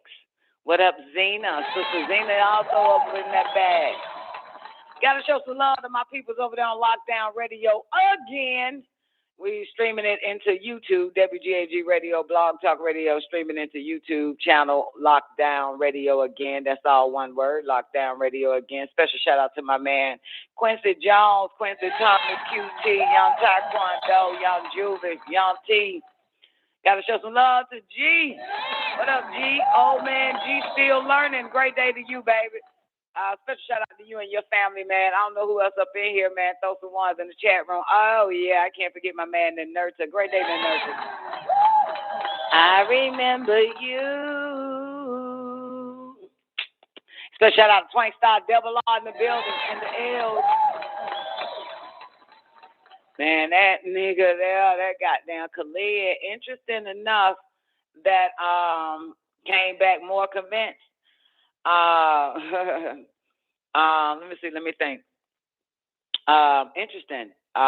Everybody like only Don Nicoleone is on this Malcolm X trip. Sad news though. Yesterday was Monday, right? Malcolm X's daughter, Malika Shabazz, was found unresponsive by her daughter in Brooklyn home on Monday. She was 56 years old. 911 call came. Police showed up. NYPD police showed up at 4:40 p.m. This is according to Newsweek.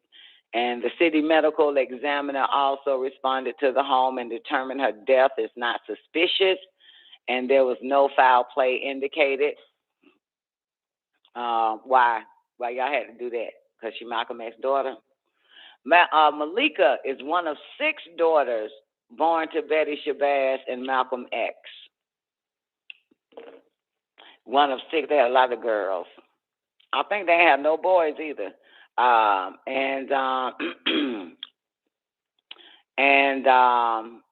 What's the name of his daughters? Malika, Yissa, Ilsa, Quibbler. Damn, y'all ain't give me but 3. But it's 6. But in the picture, you see 4. Anyway, but Malika died just days after, of course, the 2 men was exonerated of her father's murder. Malcolm X was killed during a speech in the Audubon Ballroom in Manhattan, February 21st, 1965. 3 men were convicted in 1966 in prison to life in prison, which we already discussed, but yesterday on the Don Nicoleone show. And there was more to this whole family of Malcolm X. Y'all remember that? The grandson killed the grandmother, Betty Shabazz. Remember that? He murdered her, set the house on fire while she was in there sleeping. Remember that? The grandson. Does that sound familiar, newbie? I think it was the grandson. Yeah, killed Betty, burnt her up in the damn house. Shortly after that, come on, I have a memory buried down. If I'm not mistaken, it was another son, another grandson or somebody that were trying to,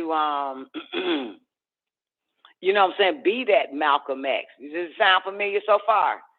And they killed him. He was murdered, if I remember correctly. Right? One grandson killed Betty. Another grandson or somebody trying to live out Malcolm's footprints, and he was murdered. I think they got his ass. He's supposed to be the heir or something, had some type of inheritance. I could be wrong or something. I can't remember. And one daughter, remember 6 daughters, but they're only talking about her. I need to Google it. Well, no, fuck that. You're going to go the shit. Let me see, Malcolm X children. And one daughter, I remember, constantly stayed in and out of jail. She did a lot of identity theft and credit card fraud. I do remember her, and she's a bulldighter.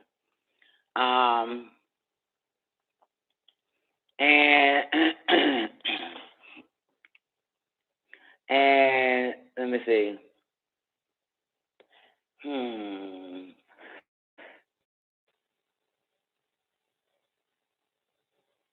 Okay, that was 8 hours. They keep. Oh yeah, that's the one. Malika, the one that's the bulldigger, if I'm not mistaken. Malika Shabazz, the one that died the other day, yesterday. I think she the bulldigger credit card fraud person. They don't want to tell you that. One of them is though, but it looked like her. She looked like a little bulldigger. Yep, that's her. That's her mug shot. They got a mug shot on one of the. Yeah, that's a mug shot. I will show you, but I'm too lazy to get up now. Yeah. Sorry, too lazy to get up and show y'all. Y'all gotta find it yourself. But yeah. And that Betty was killed by her grandson. Shit's wild. The youngest daughter. She was one of the unborn twins that Betty Shabazz was carrying when Malcolm X was assassinated. Betty was pregnant at the time. And damn, 50 something, that's young. Anyway, that's that. Anyway, so they wanted to say they don't suspect foul play or no shit like that or whatever, blah, blah, blah. But let me bring in She-Doc. She-Doc, you mean to push one, baby? Yeah, I did. Help me out. You called in to help me out or distract me? No, Kubila Shabazz was the only one of his 6 daughters to have a son. That was Malcolm Shabazz. Malcolm Shabazz was the grandson that set the garbage can on fire, supposedly. And killing Betty. Right. And Malcolm Shabazz is also the one that they sent to, once he figured out who his grandfather was and was doing the activist work that he was doing, he was the one that they sent to Mexico to get beat to death. Yeah. Grandson. The only grandson. Wow. Yeah. Okay. So I was right then about him. Kubila did some activist work and they beat him to death. Yeah. Mexico. Right. Thank you. Yeah. What else you got? You remember anything else? So Kubila was the only one to have a son. And like they said, the one that just died was one of the twins that she was pregnant with. Yeah, that's the one that passed. Is that the one that was doing a lot of credit card fraud, stayed in and out of jail? Now, they were identical twins, so I don't know. No, one baby survived. The one that passed yesterday is the baby that survived. She was a twin. Right, but what I'm saying is none of them die at birth. The damn thing I just read said that. Yeah, the little shit I just read said that she was carrying twins. Betty was carrying twins at the time Malcolm was assassinated. And one of the twins died. Right, but I ain't never heard that them... It said that one of the twins died? Yeah, and she is the twin that lived. Really? Because when I spoke to Betty Shabazz in the 90s, she didn't say anything about... She was talking about her 6 daughters as if they were all alive. Right. The ones that are alive is the 6. But it would have been 7 because... No, it was only 6. She had 4. She had 4 in the Audubon ballroom with her and 2 in the belly. So you were there in 1965? No, I was not there in 1965. I was talking to Betty Shabazz in the late 80s, early 90s. Right, but I'm asking simply because the way it read is that she was carrying twins during the assassination. The day he was assassinated, she was pregnant with 2 girls. It said that one of the twins didn't make it. Yeah, well, I don't know why they said that because Betty never said that one of her twins died. She was talking about her Betty girls is as if they were all alive. Her 2 twins, the twins that she carried, she gave birth to. Mm-hmm. So it was wait. So who is The one that died yesterday, who is she a twin to? Who's a twin? I never knew. I only knew about 3 of them names. That's Aka was the oldest one. That's the point. She had 6 girls, right? Mm-hmm. 6 girls. It would have been 7. That's what I'm telling you. It would have been 7. It wouldn't have been 7. She had 4. She had 4 with her in the Audubon ballroom. Only 4, and then she had 4. 2 I more. see what you're saying. 4, 5, 6. But I thought, never mind, because my dumb ass about to say some dumb shit based on Malcolm X, the movie with Denzel. I'm like, I thought Betty stayed at home with the kids. I thought, goddamn, she had the 4 kids with her, and she was there, and the 4 kids was with her in the ballroom, and the 2 were in her belly when he got killed. So that would make the 6. So let me read this shit that they said there. And this coming from Who Gives a Fuck. What it say? But damn, what the fuck did I read that crazy shit at? Oh, I read it wrong. My bad. It said Michaela. No, that ain't her name. Malika was a twin born shortly after father's death in 1965, who died at age 63. My bad. Oops. Fuck that all up.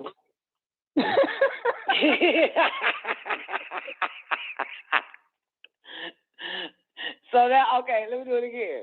Malika was a twin born shortly after her father's death in 1965 to Betty Shabazz, who died at age 63. That sounds better, right? Yeah. It was Betty that died at age 63, not the twin. My bad. Ooh-wee, I'm glad you stayed patient with me on this. Ooh. Fuck that one up.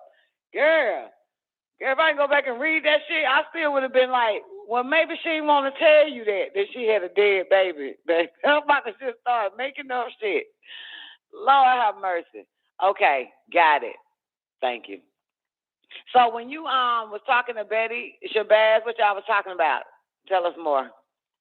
We used to do annual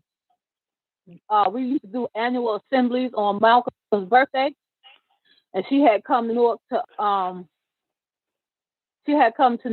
to give a speech on his birthday, and me and my cousin was sent to the airport to get her to bring her to the place where we was having an assembly. Okay. I asked you to tell me what y'all be talking about.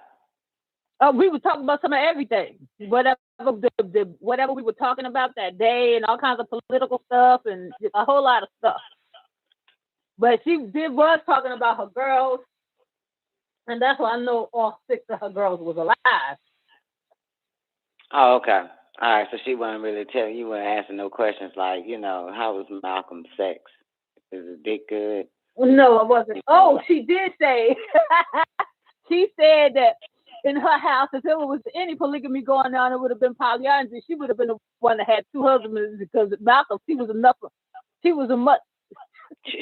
woman for him. Something she that said. He could handle.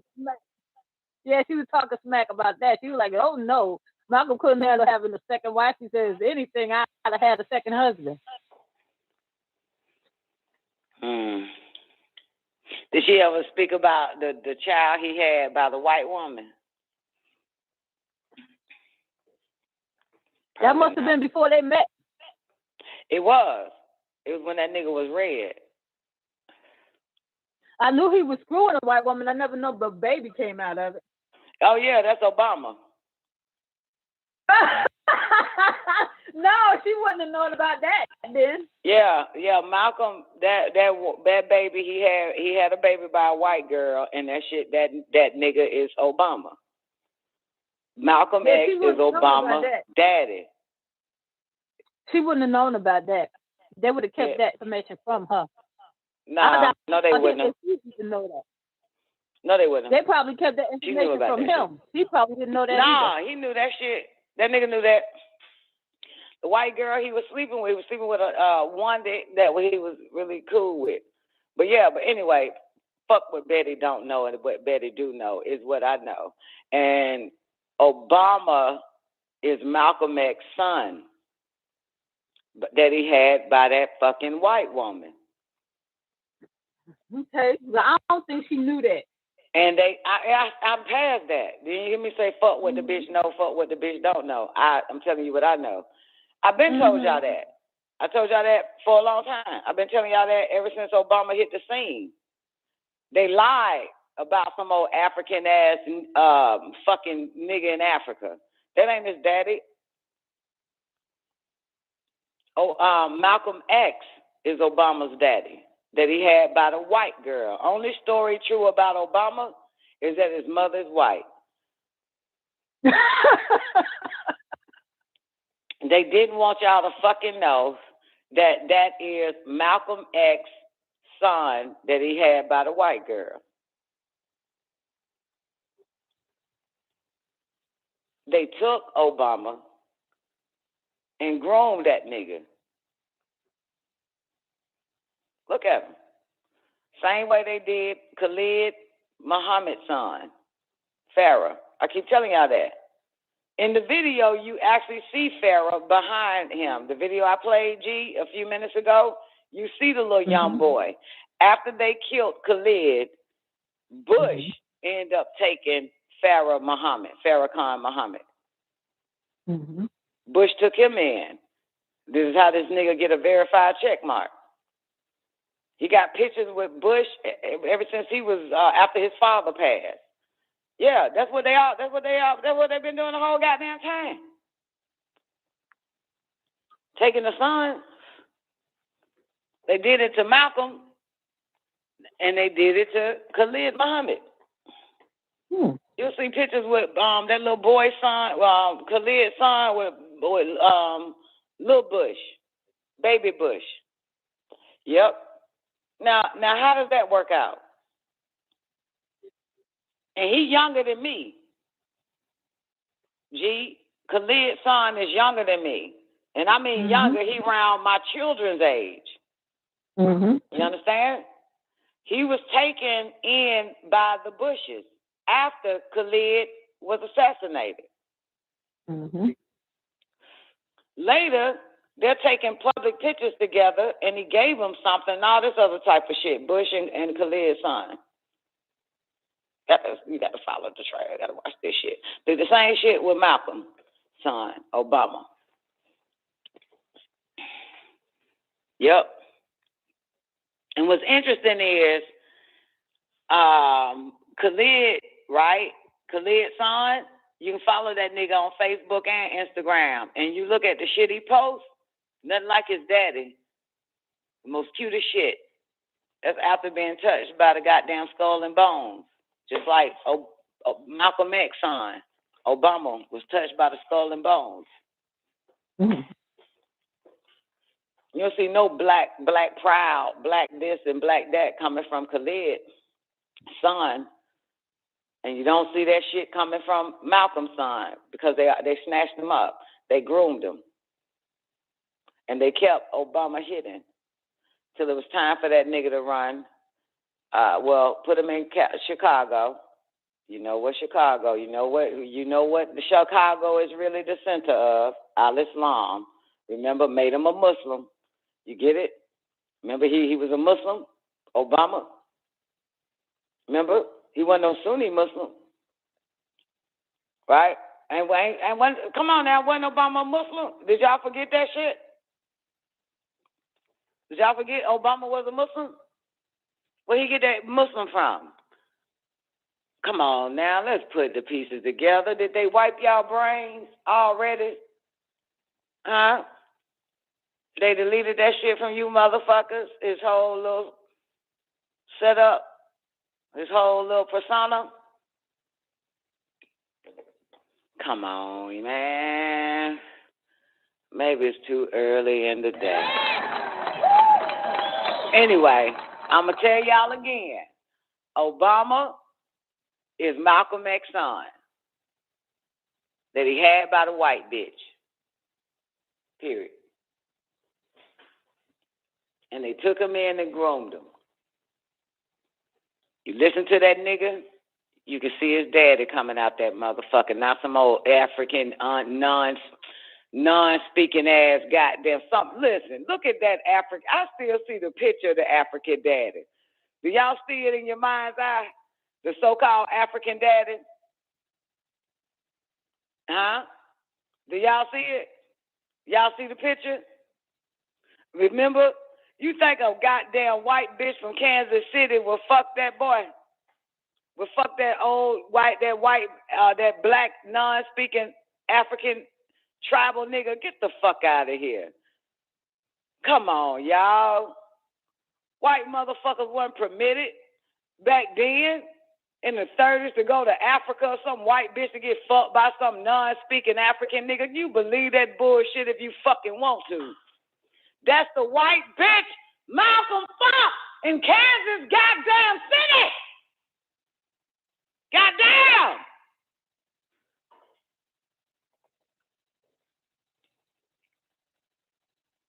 And they lying about the goddamn Indonesian stepdad. They lying about that shit. Leave that bullshit if you want to. Anything they goddamn tell you about anything, you know it's a goddamn lie. How many lies are y'all gonna choose to believe from these bastards? Come on now. Oh my God. Patrice said Malcolm wasn't messing with no white ladies like that. Girl, you have no... Girl, what was his name? Girl, somebody please tell Patrice. Malcolm was a nigger, chick. He was a nigger. He was a thug. He was a thief. Been in and out of fucking prison. Him and this white girl and shit. Detroit Red. He was a street nigger. Come on now. He was a street nigga, perming his fucking hair, all types of shit. You better goddamn go watch. You better go watch Malcolm. Better go watch it. In Kansas City. Ain't that where the mama come from? Neff, Great Day Neff. Didn't they say the mama from Kansas City? Come on, y'all. The fuck y'all gonna still believe this? Didn't they say Obama mama from Kansas City? Yes or goddamn no. Yes or motherfucking come on, y'all. Come on, from the streets like black meat, black dick. Come on now. Come on, they got some pretty little women in them. I'm gonna give me one. Come on, motherfuckers. Wake up, niggas. How many lies are y'all gonna keep believing these bastards put out? The bitch is from Kansas City, man. Stop with that family is from shit. This bitch connect the dots. La, la, la, la, la. God damn. Not today, you ignorant motherfuckers. Not today. Tell me y'all don't believe every lie they put out. And if you don't believe every lie they put out, tell me you're not picking and choosing what lie to believe they put out.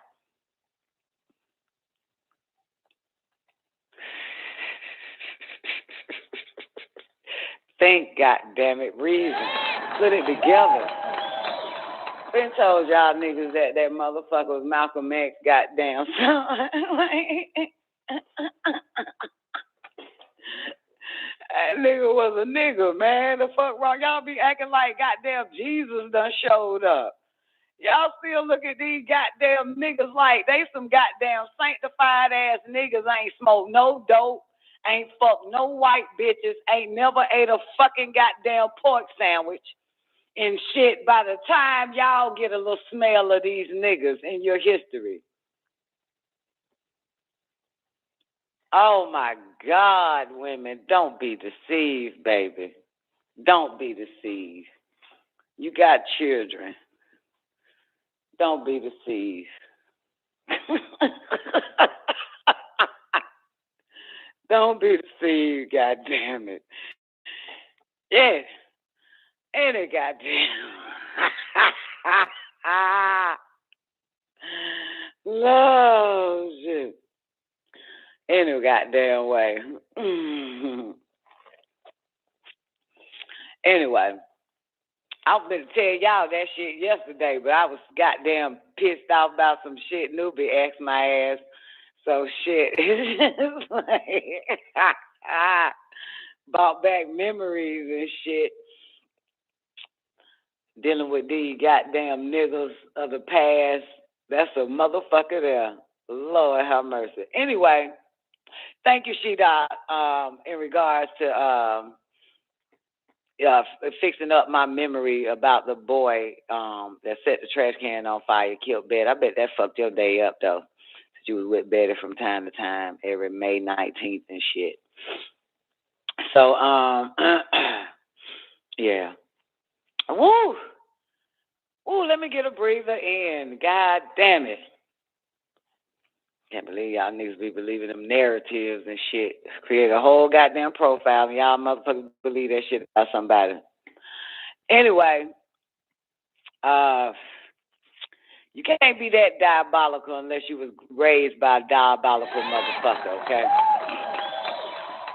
For the record, I'm the one that told you goddamn stupid ass motherfuckers that Michelle is a goddamn man. And your goddamn president raised by diabolical, sick, fucking, twisted, homosexual, goddamn child trafficking ass motherfuckers. Okay? All right? Now these motherfuckers want to show up today. Ain't this a bitch? Anyway, so, and I told you they was coming to bring that transgender ass goddamn pedophilia fucking agenda to your goddamn country and to other goddamn countries. Because the motherfuckers raised by sick goddamn them sick skull and bones ass motherfuckers, man. Come on, man. Woo! Anyway, all right, this is the Don Nicoleone show. Let me show some love. Great day, Neff. Great day, Patrice. Goodness gracious, we're going into the 2 o'clock hour and shit. Let me see what I can give y'all without being banned from YouTube till I'm ready to goddamn pack up and leave these bitches. Bitch-ass motherfuckers. Bitch-ass motherfuckers.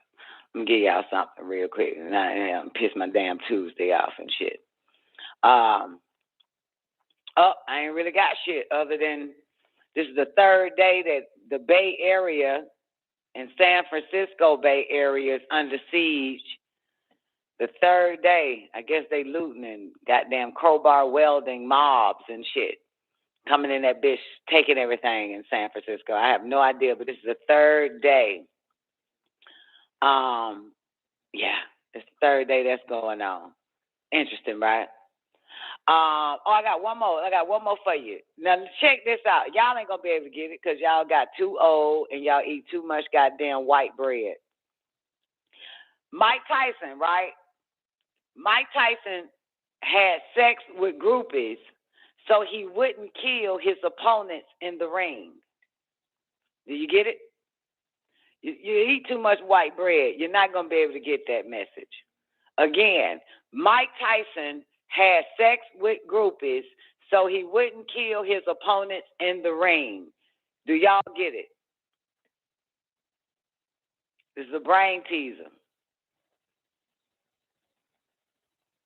Nope, don't get it?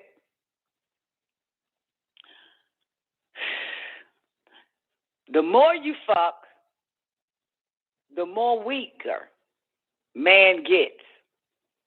You understand? Some of us know that science. Some of us never knew that science. But the more you fuck, the more weaker you get. And the younger Dawn would talk about that shit even when she was younger. When they see a nigga outside in the projects,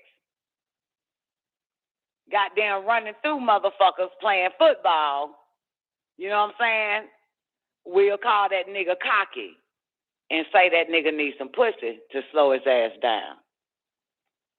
You understand? Get it? Do you get it? A cocky nigga is not jacking off as much as another dude or guy that likes to fuck like crazy. He's the weakest of your kind. So Mike Tyson knew in order not to kill a nigga in the ring, he had to fuck a bunch of bitches to release that I'm a killer motherfucker mentality, which is why Mr. Whitey got this generation, got our generation, and damn near our mom and dad, them generation, sexed out because he knew the science that it makes the black man weaker. This is why you niggas is fucking weak today. This is why your nigga kids gonna be weak today. This is why your nigga ass was weak last decade, to get you turned out on sex so that you won't have the strength to fight back, to kill a motherfucker. You see it? That's the point. You become no longer aggressive. You know what I'm saying? And you're frying all your brains because the combustion from the busting the nuts, you actually start losing brain cells from that shit. This is why you niggas are loony today.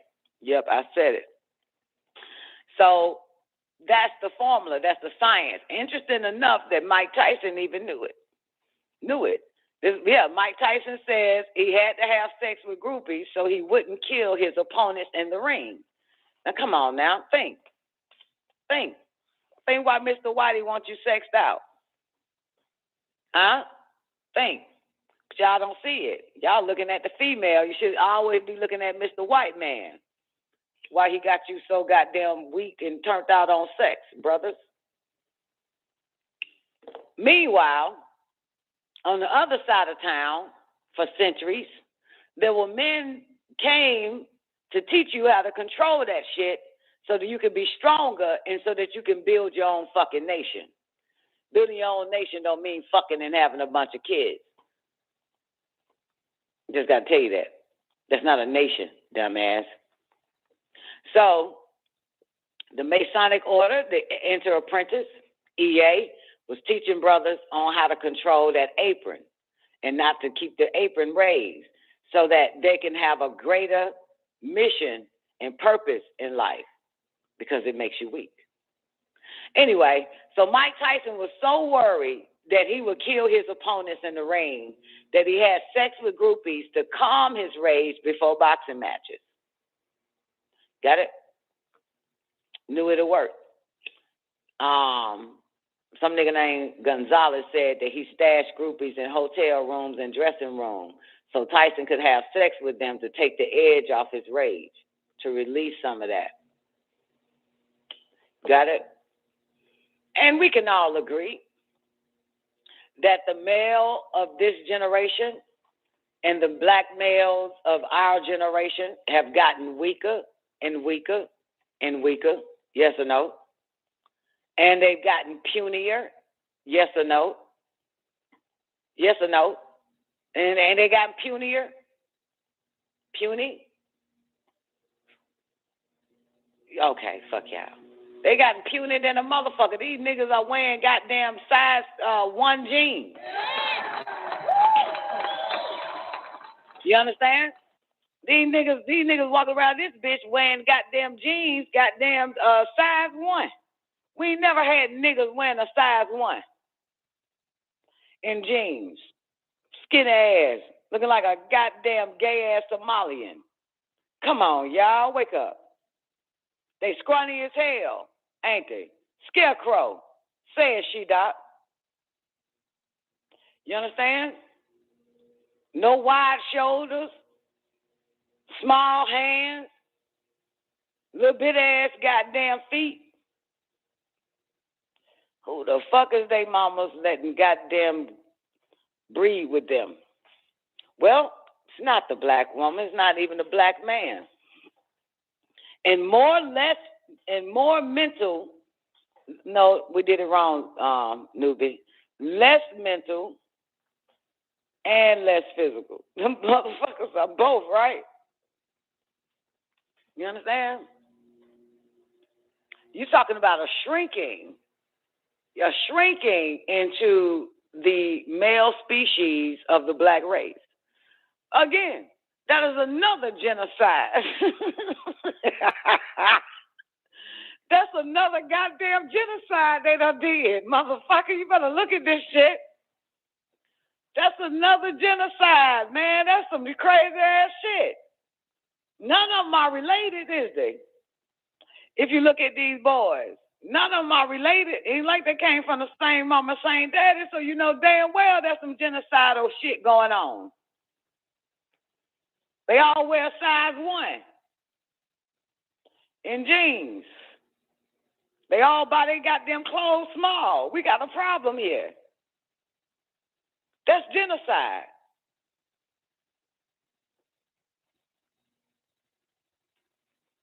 Skinny ass niggas looking like Somalians in America. We got a problem here. They did it to the Somalians, didn't they? Go look over there in Somalia and look at the males. These niggas over here. When the fuck did that happen? Got me? We talk about some mass genocide. You know damn well them crackers was all up and down Somalia. Yes or no? They were all up and down Africa, shrinking the men, shrinking the boys, poisoning them, calling it vaccines and shit, putting them in the goddamn black babies right when they come out. Infantilizing. Infantilizing.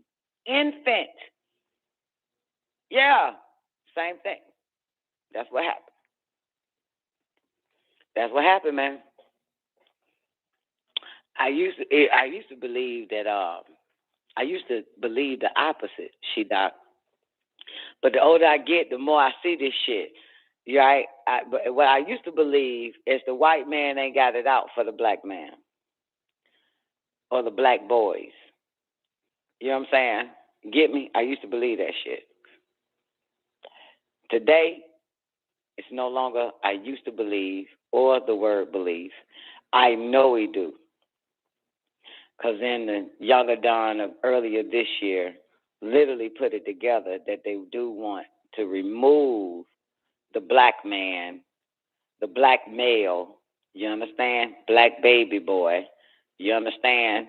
Wipe this black baby, infant baby boy out of existence. That's why they go after the babies first. You know what I'm saying? So the breeding would be weaker and weaker and weaker. You know what I'm saying? So it's like when our daughters breed with these weak Negroes, you're going to breed weaker Negro children. You know what I'm saying? Very fragile. What's the other word Noble Drew Ali be using? Frail. Frail looking ass motherfuckers. We got a problem here. It's genocide. It's not racism. It's genocide. It's genocide. And of course, Mr. Whitey knows that the Negro, male and female, that produce these Negro children have no clue what is the fuck is going on. Because if you see one skinny ass child, you see another skinny little bit ass boy, frail ass teenage ass boy, it looks like what? It's normal. But if we wake up our ancestors from the 1900s and the late 1800s and the early 1800s, and they sit outside with us, they will say something is wrong with this shit. You hear me? The women would say something is wrong with these teenage boys, these goddamn, I'm telling you, if we wake up, our mothers that were our grandmother, great-grandmothers, and we wake them up and let them see this shit and we go to downtown or to a mall or urban city and look at these niggas, we know damn well that our mothers' would say something is wrong with these boys. They don't put something in the fucking water. Ain't no way in hell they supposed to be looking like this. Am I right, Doc? Ain't no way in hell That's what they would say. But it's normalized. You know how they made it normal? Skinny ass, rap, evil ass, fucked up niggas, fucked up in the brain. It made that shit normal. You know what I'm saying? Started publicizing that shit on goddamn videos and stupid shit like that. Then now you see them come out and you out in the neighborhoods and you see them look like that. God damn it. Telling you, that's some shit. They saying, yeah, drug addicts. The drug addict look is the new look. Mm-hmm. That's what Nick Bet said. That's another genocide. It's still happening, motherfuckers. This shit is wild. It's so interesting. Let me tell you something. When the Tuskegee shit happened, while it was happening, no nigga knew about it. Until what? 20, 30, 40 years later? Come on, y'all. You hear me? No niggas going on in that damn time knew what they were doing. So what the fuck you think is happening now? Man, nigga in this day and time knows what this fucking demon is doing to niggas.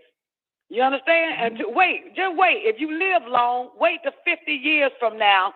This day and time will be exposed of what they fucking did to niggas in the millennial. But you'll never see it happening when it's happening. You know what I'm saying? They didn't even see the fucking goddamn crack epidemic until they called it a crack epidemic.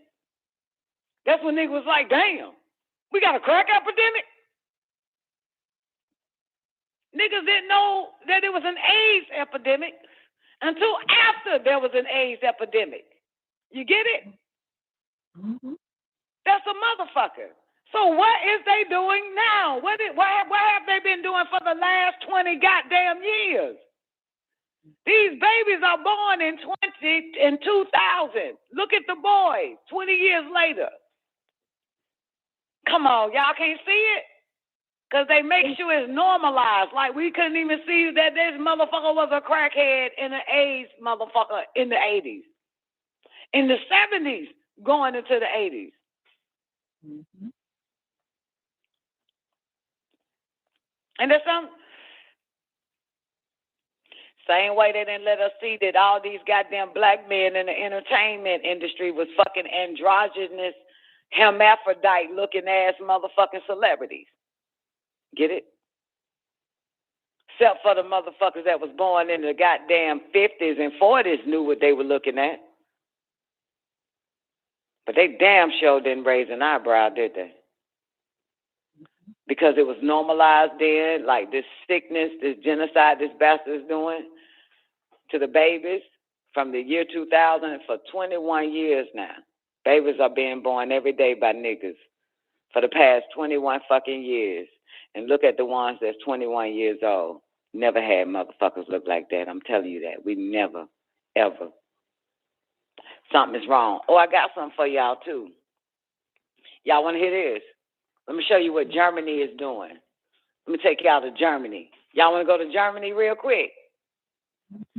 Take y'all motherfuckers to Germany. This shit I posted should have went fucking viral. Damn. Oh, shit, I got to think. How can I show you this shit? God damn, got to be more careful. Let me see. Maybe I posted it on Facebook, not sure. Let me see if I posted it on Facebook first. And I'm going to let y'all see it. Check this shit out, She-Doc. This shit here about to got this is what Germany doing. Yo, you got to do. Oh, I hope I got it, man. Please, Nicole. Please tell me you posted that shit. Oh, please. Fuck these niggas on my page, man. I gotta go deleting on my page. Hold up. How William O'Neill infiltrated the Black Panthers and got Fred Hampton killed. No shit. Show y'all what Germany doing. Here it is, right here. All right, hold on. Let me give y'all some camera action. Let me get y'all some camera action. so y'all can see it. Facebook, there it is. Bam. Let's blow it up. And I know you old gremlins over there in the after party want to see the vid. Y'all ready? Yep. Check this shit out. I had to go do my own research Hold and up. I found the video. I gotta turn it. Brace yourself. Sie hat nur wenig Zugang zu nahrhaften Lebensmitteln. Ihre schlechte Ernährung kann zu Diabetes. All right, here we go. I thought this was a joke. I honestly thought someone was trolling me, but they're not. I had to go do my own research and I found the video. Brace yourself. Sie hat nur wenig Zugang zu nahrhaften Lebensmitteln. Ihre schlechte Ernährung kann zu Diabetes, Herzkrankheiten und einer teuren Abhängigkeit vom Staat führen. 49 Millionen Amerikaner leiden unter Lebensmittelunsicherheit. Sie sind hungrig nach mehr als nach der nächsten Mahlzeit. Sie sind hungrig nach einem Wechsel. Amerika braucht unsere Hilfe. Jetzt.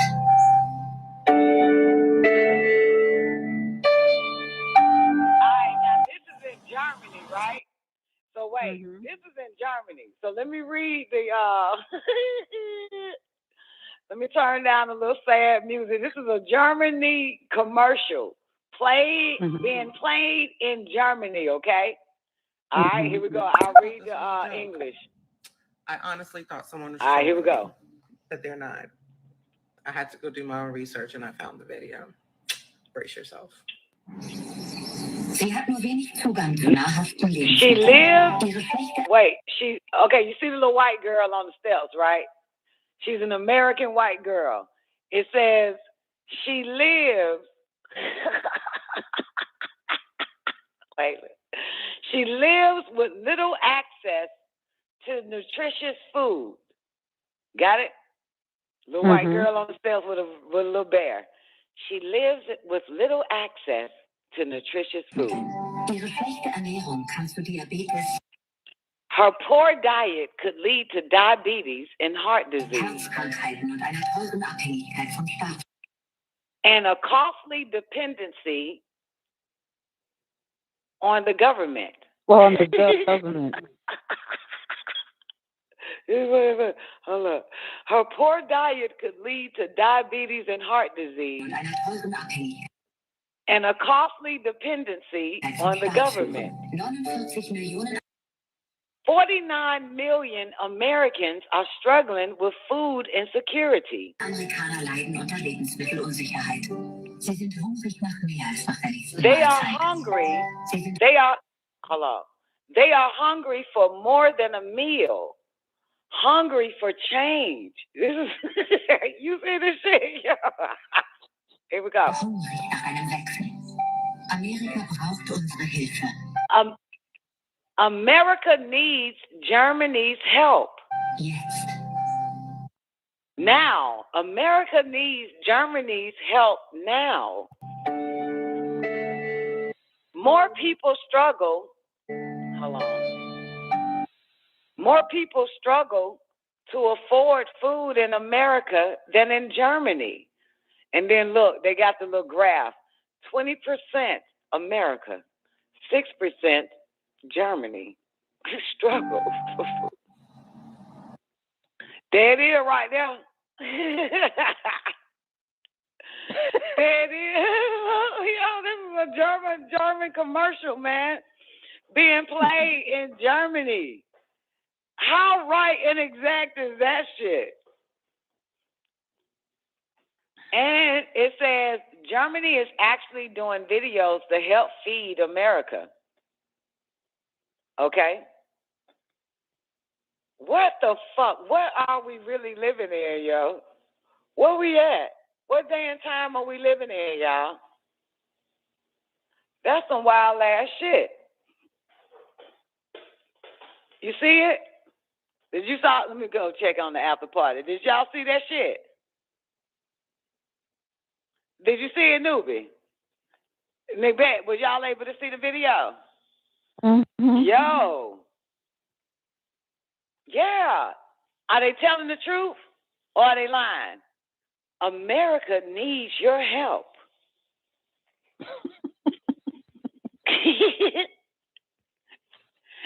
They telling the truth though, ain't they?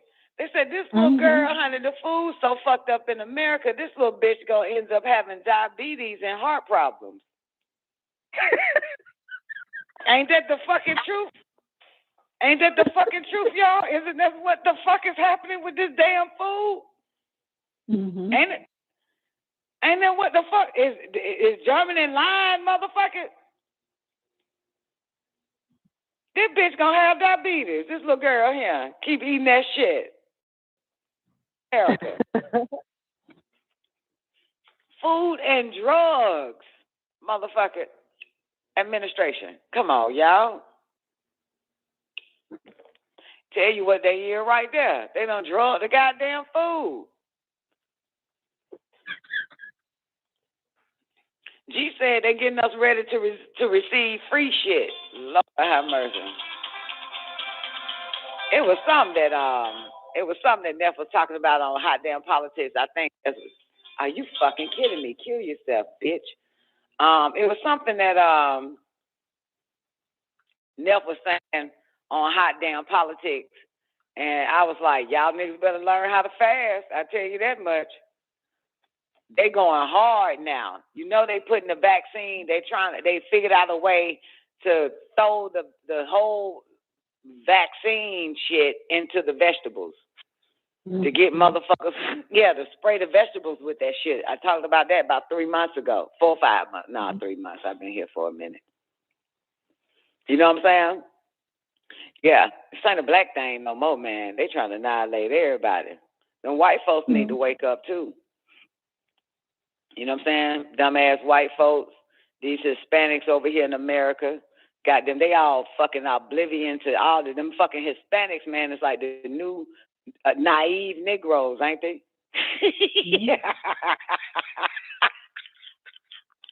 Them Hispanics talking about some underlaid shit, motherfucker. If you don't goddamn start watching these conspiracy goddamn shit about this fucking ass system, bruh. SA, amigo. Nigga, they walking around this bitch like they blindfolded what the fuck's going on around this motherfucker. You hear me? But you know what? Let me tell you the problem with humans. This is something they have naturally. It doesn't matter. Black human, white human, smart human, dumb human, foreign human. They figure whatever the government has done to you, they would never do that to them. That's what they think. The average person, any individual, always think that in their minds. You know what I'm saying? So if I get with Newbie, Nick Bet, and me and the Newbie in a relationship, this nigga beat my ass and fuck me, and then fuck around on me, fucks a whole bunch of bitches, and you get with Newbie after me, and I say, look here, this what this motherfucker did. In the back mind, she'll be like, it won't happen to me though. I know all that shit he did to you. He told me, but just like Whitey, confessed of 100 years later confession of what they did to niggas, and 200 years confession of what they did to everybody in America. And here these motherfuckers is swimming over to this bitch, trying to get a green card, because they think it ain't going to happen to them. Mm-hmm. You understand?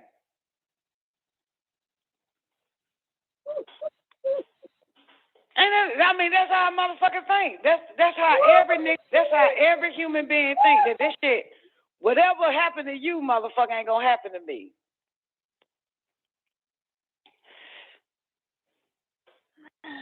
Here these bastards is goddamn jumping over walls to get over here and shit.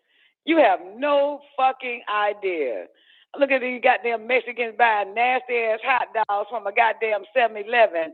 And I'm like, motherfucker, you have no clue what they doing to you. Mm-hmm. This nigga they just walking around this bitch oblivion and tooting their nose up at a nigga. You don't toot your nose up at a nigga? Nigga, you next. Motherfucker. Look what they did to the Haitians when they got over here. They threw them motherfuckers in the corner some goddamn where to die and kill each other. You know what I'm talking about? And poison them too. This is a motherfucker. But yeah, man, white people, niggas, Hispanics, whatever the fuck you call yourself, stop walking around this bitch oblivious to what the fuck been going on before you were goddamn born, and it's still happening. Ain't shit changed. Ain't nothing changed. Ain't no way in hell none of us should have diabetes, man. Think about this shit. Mm-hmm. Ain't no way in hell motherfuckers just supposed to be dropping dead and shit. Mm-hmm. Real foul ass shit. Cancer and shit. Come on, man. Fuck out of here.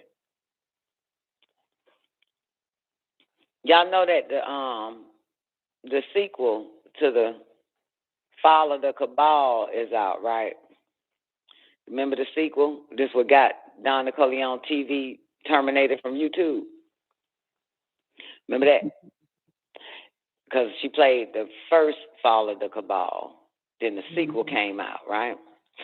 It was too much, so they snatched the whole page down. Like, fuck it, we ain't nobody finna violate your ass no more, bitch. You just violated the moment you goddamn played every fucking thing. You just a goddamn.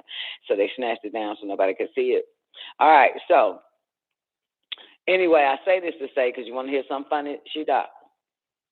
So, luckily, the reason why we didn't stream Hot Damn Politics last Wednesday is because Neff was playing the sequel, the first hour of Hot Damn Politics. You got it? The sequel to the Fall of the Cabal, playing that one, right? Shit's really fucking good. Oh, my God. It's so fucking good. It's so good that it's saddening. Because it's so truthful, and the truth fucking hurts when you really fucking see what the fuck they really, not only like that first sequel, the first Fall of the Cabal, but that second one, the sequel, oh my, when I tell you, motherfucker. Anyway, so here's the funny part, though. Interesting. So, I think it was Thursday night probably, or Friday night, can't remember, probably Thursday night, Friday night. I ended up playing the whole sequel to the Fall of the Cabal in the after party. Got it? Was you there? She-Doc, I think you was there. I think you was watching it too. Yep. Okay, and now here's the funny part. My son was in the after party watching it too, right? So here's the funny part is, I know this nigga, my son. I don't even need a DNA test for this shit. So the next day, me and this nigga talking. He called me the next day because he wants the whatever. I don't know. We talking about something. I don't fucking know. But he called me, and this nigga, you know what this nigga gonna say? I said, you got to be my child. That nigga said, Mama, I'm trying to get like the cabal around this bitch.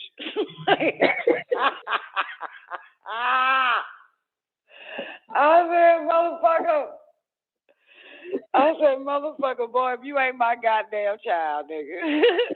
You ain't as fucked up as your mama, nigga. You would have said that shit to your old sanctified ass, bitch ass, goddamn fake ass daddy, man. That nigga would have said, stuff a love, Baba. You're sick like your brother. You're sick. But this motherfucker, after watching that shit, I'm thinking my son is going to be like, yo, like, I'm thinking this nigga going to be like, Mama, God damn, all that shit they doing, man. This shit here scary than a motherfucker, man. That nigga said, Mom, I'm trying to get like the cabal around this bitch. And I agreed. I totally agreed. And this ain't going to make sense to nobody unless they seen the sequel, The Fall of the Cabal, where all these motherfuckers are so well connected in every fucking thing. You know what I'm saying? So well connected in everything that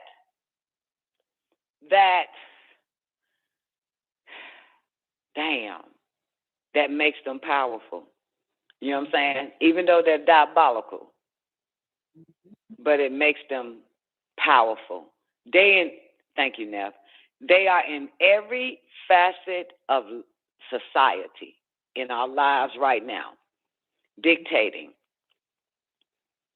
You know what I'm saying? It's a motherfucker. the money, just fuck the money, man. But goddamn, money don't even really exist to these motherfuckers. They use that shit to filter, to maliciously take over. You know what I'm saying? That's interesting. We get money. We don't even thinking about taking over. We just get money. Think about goddamn what we're going to do with the shit. We're supposed to take over the fucking world. And now, there's a picture circulating online, right? Even though Don Nicoleone said it first a long time ago. And it's a picture with all these black-ass rappers in one building. And the meme says, all of them alone is like $1 billion total. Right? What the fuck do niggas do? What the fuck do niggas do? What do niggas do? They are not as diabolical to be an opponent, to be an adversary. You know what I'm saying? They are adversary, but they're not who adversary. You see what I'm saying? They sleeping in the bed with these motherfuckers. If I sleep with the enemy, I'm going to slice that bastard throat. You hear me? I'm going to poison that motherfucker. You hear me?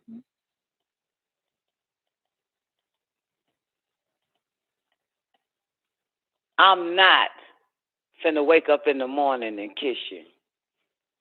You'll be a dead motherfucker if I get in the bed with you. Which is why they won't let Don in the bed with them motherfuckers. Because I will goddamn prick you. You get it? Prick. You know what prick is? I will prick your ass with something that'll cause your heart to fucking stop. I get anywhere close to these motherfuckers.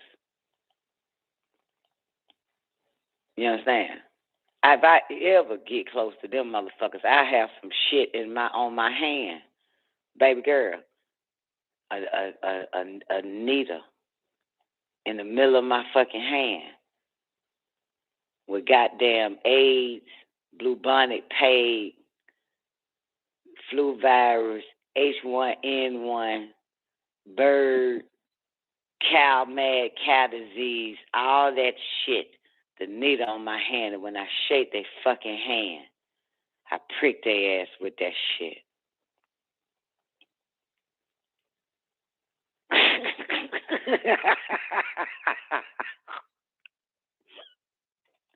I don't want to be taught by these bastards. I don't want to be I know why the fuck I'm here. I know why I'm here to this fucking planet. I'm the fucking adversary to these bastards.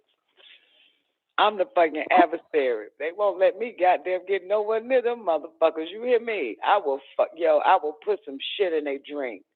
The same way they putting shit in the drinks of the people that's drinking the shit that's in the drink and don't even fucking know what's in the drink.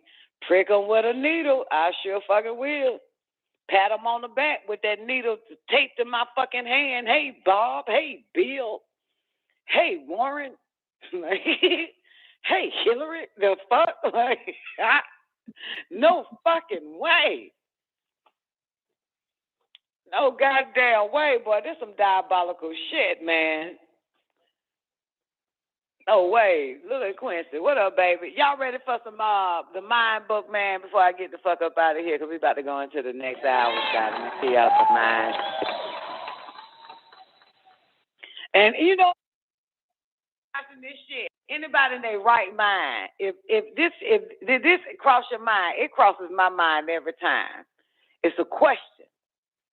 The question is, when you're watching this truth, the question comes up, and you say, why is these motherfuckers still living?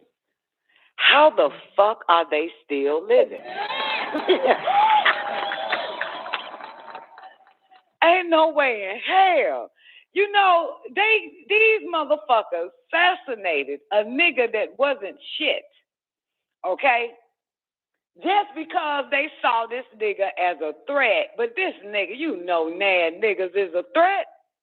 You know, Malcolm and Martin and Marvin wasn't no damn threat. All they was concerned about was their people, but they killed them. And you mean to tell me that not a motherfucker on this goddamn planet that knows that these diabolical creatures, and I ain't saying no names because you should know they fucking names by now. You wouldn't have a fucking reason. You wouldn't even fucking just think.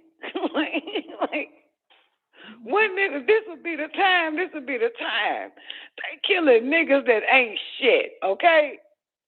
At the end of the fucking day, they done killed niggas that ain't shit and got you niggas tearing up cities over a nigga that ain't shit. But there are motherfuckers that is a huge adversary to your generation, to your neighbor's generation, to your white friend generation, because that white bitch don't fucking know. She just feels sad about what's happening to everybody the fuck else. As if that shit ain't happening. And y'all know the majority of white people on drugs, right? But then again, whatever Mr. or Mrs. Whitey is having, ye shall too. They don't see that shit. They done drugged up every goddamn body, man. So that nobody would want to even be able to counteract this shit they doing. You know? That's it. They've already made the black males of this generation and yesterday's generation frail. But meanwhile, this old frail ass nigga, she don't want to get in your face and tell you that he is your protector. Yeah. That shit be the most funniest shit ever, right? This old frail, puny ass nigga. Bitch, your shoe size bigger than this nigga's shoe size. This nigga gonna tell you he your protector and shit.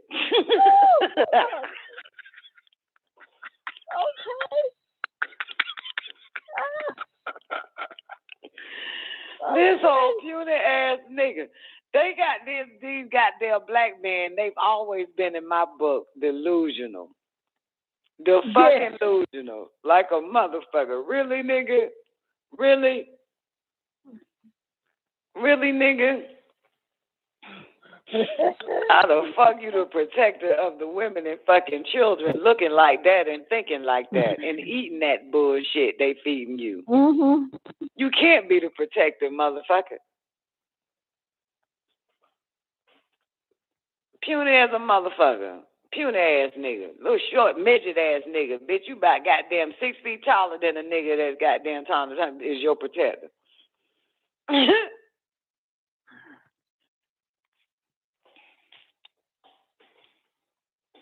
Any goddamn way.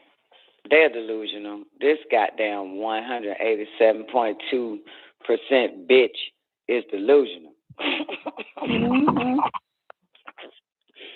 Can't fight his way out of a wet paper bag. Yeah.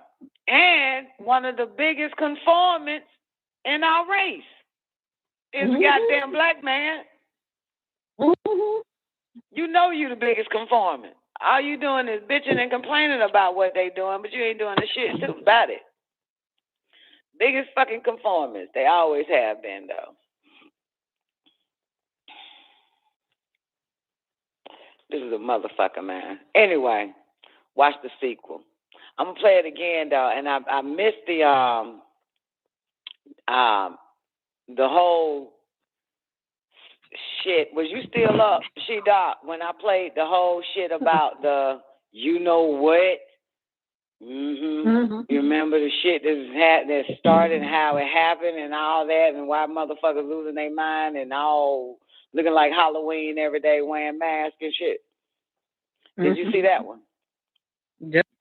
I laid my ass down on that one. I ain't watch it, so I have to play it again. When I get forward tonight, I'm going to play it in the after party. You know what I'm talking about? Was it good? Was it good? Was it good? Huh? Was it good? Yeah or nay? Girl, you know what the fuck you talking about. Could you follow it? How the whole setup with the, you know what I'm saying, with the pan God. The God of pan, God of music, God of pan. You know pan? Yeah. Are you able to hear me? Yeah, I hear you. Hey, Ty, when you in the after party, when I played the whole setup with the God of pan, going to the bar, drinking shots. Yeah. Then you drink Sprite. Yeah, plus I think Zena put the link up. And I looked at that with the video, because you didn't put the video in the after party. I thought I did. I was streaming the whole shit the whole time. I had it playing. I had the video playing. Just audio. Oh, shit. Okay. And your phone is choppy. Hang up, restart your phone, and come back in. All right. Well, I didn't see it, newbie. That's the point. The whole, you know what I'm saying, the other part. You know what I'm saying? Did you let your wife see it, newbie? Or y'all ain't on the same page? This is the time where your paths ain't the same. Is you and your wife on the same page yet, newbie? Man, I laid my head down, man. I couldn't have got down. You and your wife ain't on the same page. Oh, my goodness. They breaking up families off of this shit, shot. Follow your lead. Do she follow your lead? That shit was kind of funny, right? You hear me? Oh my God, man, they're breaking up families over this shit. I tell you one thing, I ain't got a hand in this. It's something I ain't got a hand in, goddamn it. Normally I'm known for breaking up goddamn relationships, but goddamn this time I'm innocent than a motherfucker. I'm innocent. God damn. So she didn't watch it, newbie. She didn't watch it with you. Man, I hate to use this terminology though, but I'm gonna use it for the sake of discussion. Man, fuck your wife, man. That bitch ain't in the YBN anyway.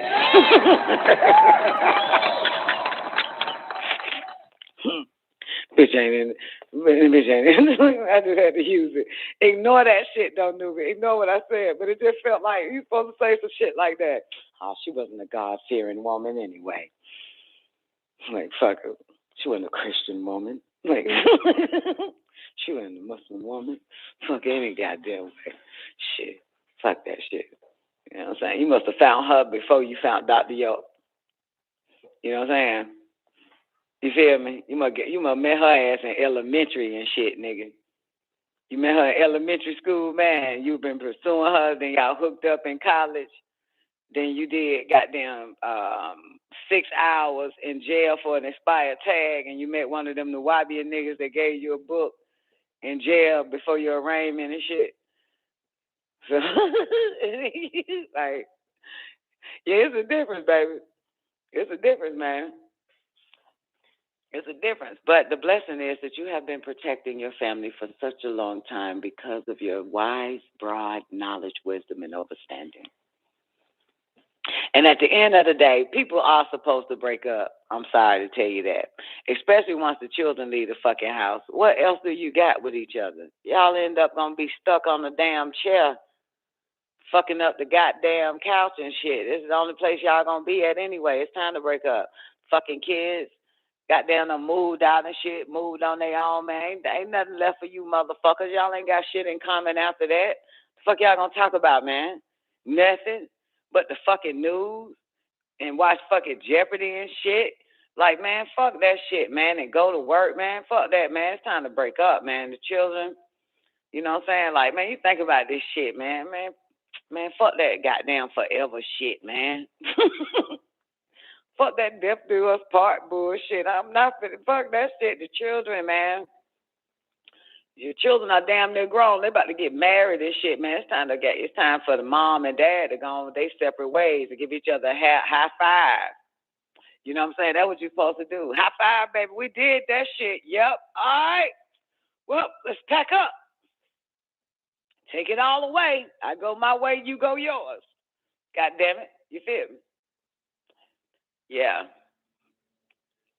Met Nasir in high school. So you met a nigga named Nasir. Yeah. I'm for real, man. If I had a baby, if I had a bunch of kids by the same nigga, man, I already wrote my contingency plan. I'm just waiting on that last one to get the hell on, then I'm out this bitch. Adios, amigos. Motherfucker. That's it. Ain't nothing else. I'm not gonna be sitting here with your goddamn ass. You know what I'm talking about? Like I'm not gonna be doing no goddamn retarded ass shit like that. And that right, QT. So QT, man, you will have we'll be in a great relationship, right? We'll know it's time. We'll be looking at our clock. How old is the youngest baby? QT will be like 15. Then me and him at the same time, counting on our hands. 15, 16, 17, 18, 19, 20. So we got about 5 more years together. QT will be like, hell yeah, bitch. What's your plan? What you gonna do after this shit is over? I'm gonna take over the world, QT. That's what I'm gonna do. What about you? What you gonna do when 5 years is up? Our last one is out out our fucking face. What are you planning on doing with the rest of your goddamn life, nigga? That's how we'll be talking. God damn it, you got these motherfuckers don't want to let you go. Nigga, this shit is over. The movie done went the fuck off. God damn it. We done got rid of the fucking kids. You honestly think I'm just going to be sitting here? You got me fucked up. I sit here until we die around this bitch. Hell no. Especially if you did, you stop balling when them fucking kids came around. QT said, I'm going to Shambhala. And then I say back to QT, well, that's one of the worlds I'm going to take over. Taking over Shambhala too, nigga. Shit, man. What y'all trying to do? Y'all trying to live that dumbass goddamn Archie Bunker life, grow old together. Fuck that shit. No, fuck that. Really, technically, none of you motherfuckers actually had a life. You know what I'm saying? You were so busy grooming and shaping and fashioning someone else's fucking life that you never groomed and shaped and fashioned your own. So when them motherfuckers out that goddamn dope, motherfucker, the relationship should be over. You know what I'm saying? Not, you know what I'm saying? Like it's time to, you know what I'm saying? Like, it's time to retire. Retire the marriage, retire the relationship too, man, and give each other a high five and say, we did that. Yeah, we did, shout it. All right. It's nice knowing you. Nice knowing you too, Tyrone. May you have a happy, healthy, prosperous life. You too, Tyrone. Yeah, I see that shit. God damn it. You too light-skinned to go to risk, newbie. Let it go. Taekwondo, you ready for the mind book? Life starts when you live your own. Amen, brother. Amen, brother. Amen. God damn it. You the only man that like to hear shit like that. Other men got that damn toilet stool in their life and shit, man. They don't like to hear a conversation like that. You know what I'm talking about? You know what I'm saying? Men don't want to let go any goddamn way. Let go and let God. You feel me? They don't know how to do that shit. Y'all ready? I'm about to give y'all the Anu is oneness. Scroll Nah, I did it wrong. I gotta give y'all the oh yeah, fuck that. Y'all gonna get Anu is oneness. We're gonna get through this bullshit. All right, y'all ready for the mind book? Say what? Say what, newbie? I'm talking to goddamn QT. Don't be fucking listening to my goddamn ass. Y'all know my fear is growing old with a nigga. Fuck that shit. Fuck that. I'm not with no shit like that. You got me fucked up. About finna grow old with you, motherfucker, man. You better get out of that fucking spell, man. It's still more to do. Still more to know. You know what I'm saying? Still more to, figure out these diabolical bastard schemes. I ain't got no time to be laid up, sugar up, sitting on some goddamn couch. My part of the couch is this part of the sofa, your part of the goddamn shit. I don't have time for that old whole ass shit. My side of the refrigerator. Don't put your shit on my side of the refrigerator. Put your shit on that side of the refrigerator, motherfucker. You know what I'm saying? I'm not finna keep living no shit like that. My goddamn life. You fucked up. If I was a man, I wouldn't feel like this. But because I'm a female, you know what I'm saying, we get the short end of the motherfucking stick. So, shit. And I'd be damned to get the short end of a stick. I ain't gonna get no short end of a stick. You feel me? All right, here we go. Mind your mind for the Jews of your soul. And we got 20 minutes. We're going into overtime, ladies and gentlemen. And if you like, you might want to reset your phone and call back in. All right, mind your mind for the Jews of your soul. Scroll 14. I'm about to finish this whole goddamn book, so I'm be done with this shit. And new is oneness. O ye mortal Negroes, ponder on this thought. A close look at these elements, which you take for granted, leaves one in awe of the guiding cosmic intelligence. Now, what do y'all think these elements y'all take for granted? Fucking water, retarded ass motherfuckers. Y'all know y'all take water for granted. H2O, those two elements. Hydrogen, oxygen. You motherfuckers know y'all good at taking that shit for granted. Water, H2O, for instance, is made up of 2 hydrogen atoms and 1 oxygen atom. And this is what the Holy Tablet says about the atom. The Holy Tablet says, the simplest particle of life is a quark, of which atoms are composed. The atom is the smallest unit of an element that retains all of the element's properties. All things are made of atoms, which are composed of quarks. It is the smallest part of any substance. This is called quantum physics, my dear. Get that in your head, baby. The atom, the Holy Tablet, chapter 1, tablet 8, verses 28 through 9 says, when hydrogen by itself comes into contact with fire, it reacts with an explosion. Oxygen reacts with fire to make it burn more fiercely. Yet, in combination as water, they will quench fire and cool off the body. If one professes of having any intelligence at all, he or she must ask him or herself, what is the source of this intricate engineering? But you got to have intelligence to ask that. Who did this? What the fuck? This is some smooth creation shit. What is the source of this intricate engineering? Only an intelligent power is capable of such creation. El Elo, the Most High, also called Allah or El Alayu or Yahuwah and Anu. All life is interconnected. Say it. All life is interconnected. Animals breathe in oxygen. Yes or no? All life is interconnected. Animals breathe in oxygen, the byproduct of plants, and exhale carbon dioxide. A lot of you niggas don't even know you breathing in oxygen and exhaling carbon dioxide. And you're getting it from the plants. In their bodies, the oxygen combines with glucose, right? In their bodies, the oxygen combines with glucose. I want y'all to follow this part closely because this woke me up some years ago. In their bodies, the oxygen combines with glucose to produce energy for various bodily functions, okay? Plants, follow it closely, plants take in carbon dioxide and release oxygen into the air. You get it?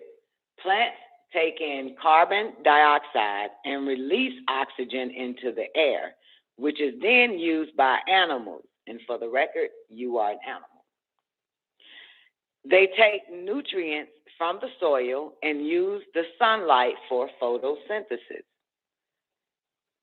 An oocyte, you, eats the plants for nourishment. And when he or she dies, his or her body is returned to the planet Earth, to the ground, where it becomes what? Food for the plant. Everything is interconnected. This is but one small example of the complicated and interdependent relationships that exist among all things. It hardly seems possible that such a world could have been created by an accident of nature. Relationships like this exist throughout the cosmos. Consider the size of the universe. It is impossible that these miracles occur only on the planet Earth, Tiamat. How many suns with planets can there be in this galaxy? And how many galaxies can there be? How large is this universe? Its size cannot be imagined, nor can the number of planets capable of supporting life be counted. Yet, there are those known in Orion to have life, and from Risk, the 8th planet in the Ilion, the 19th galaxy from which I come from, or which I come forth to you, by way of a Merkaba, a divine light vehicle, also called a sham. There are physical laws which cause the planets to rotate and to revolve around Shamash, the sun, in certain precise ways. These same laws cause whole solar systems, indeed even galaxies, to hurtle through space at a tremendous speed, all in perfect. Yep. These laws cannot have accidentally come about without any originating cause. Why is he telling us this? You're going to figure it out. Only a guiding intelligence could be responsible. El Elo, the Most High, is the source or is the source? That's a question. All is in the all. The all is not in it. The all is not in it. The all is not a he or a she. The all is. Mind your mind for the jewels of your soul. Man, I'm thinking we're going to be on the mind. This nigga giving us all this creator and shit. I'm not really interested in that creator thing. But anyway, fuck it. Scroll 15, El Kaluk, the creator. If someone were to ask you, why Yahuwah El Elo El Kaluk, who is the source, the creator, is one, he or she might answer that if there were creators, Elohims or Allahumma, from this incident on earth, one could not always design his creation like the other. Neither would they go by the same principles. So we have a creator for many creators. 24 in the Garden in Eden, agreeable, and 12 agreeable, 12 disagreeable, give you will. W-I-L-L, Quincy. El Elo from the Elohim. Get it? In order for one to preside, it would be necessary for the other to perish. Get it? In order for one to reside, it will be necessary for the other to perish. In this state or step down to his or her leadership, making him a supreme, El Malik, the king, or El Malik El Mulki, the king of kings, the angel of all angels, he who appointed the 7 archangelic beings, the Al Malaikat or Malakut. He, El Elo, is a being as Allah. He is Allahu Al Azim, Allah the supreme being. So are you. The will of one or the other must manifest the wishes of both or of neither. One would not be possible. And this would be a sign of frustration. What the fuck is he saying? And obviously, he or she who is responsible for the intricate creation of all things of this cycle of refilling and replenishing the earth is beyond frustration. And alone is his power, and Yahuwah or Yahweh, one of the Yahwehians in Elohim. Got it? Good. Got it? Hold on, let me take the mic in the after party. Give me 1 second. Let me mute this bitch off the mic. If y'all hear feedback,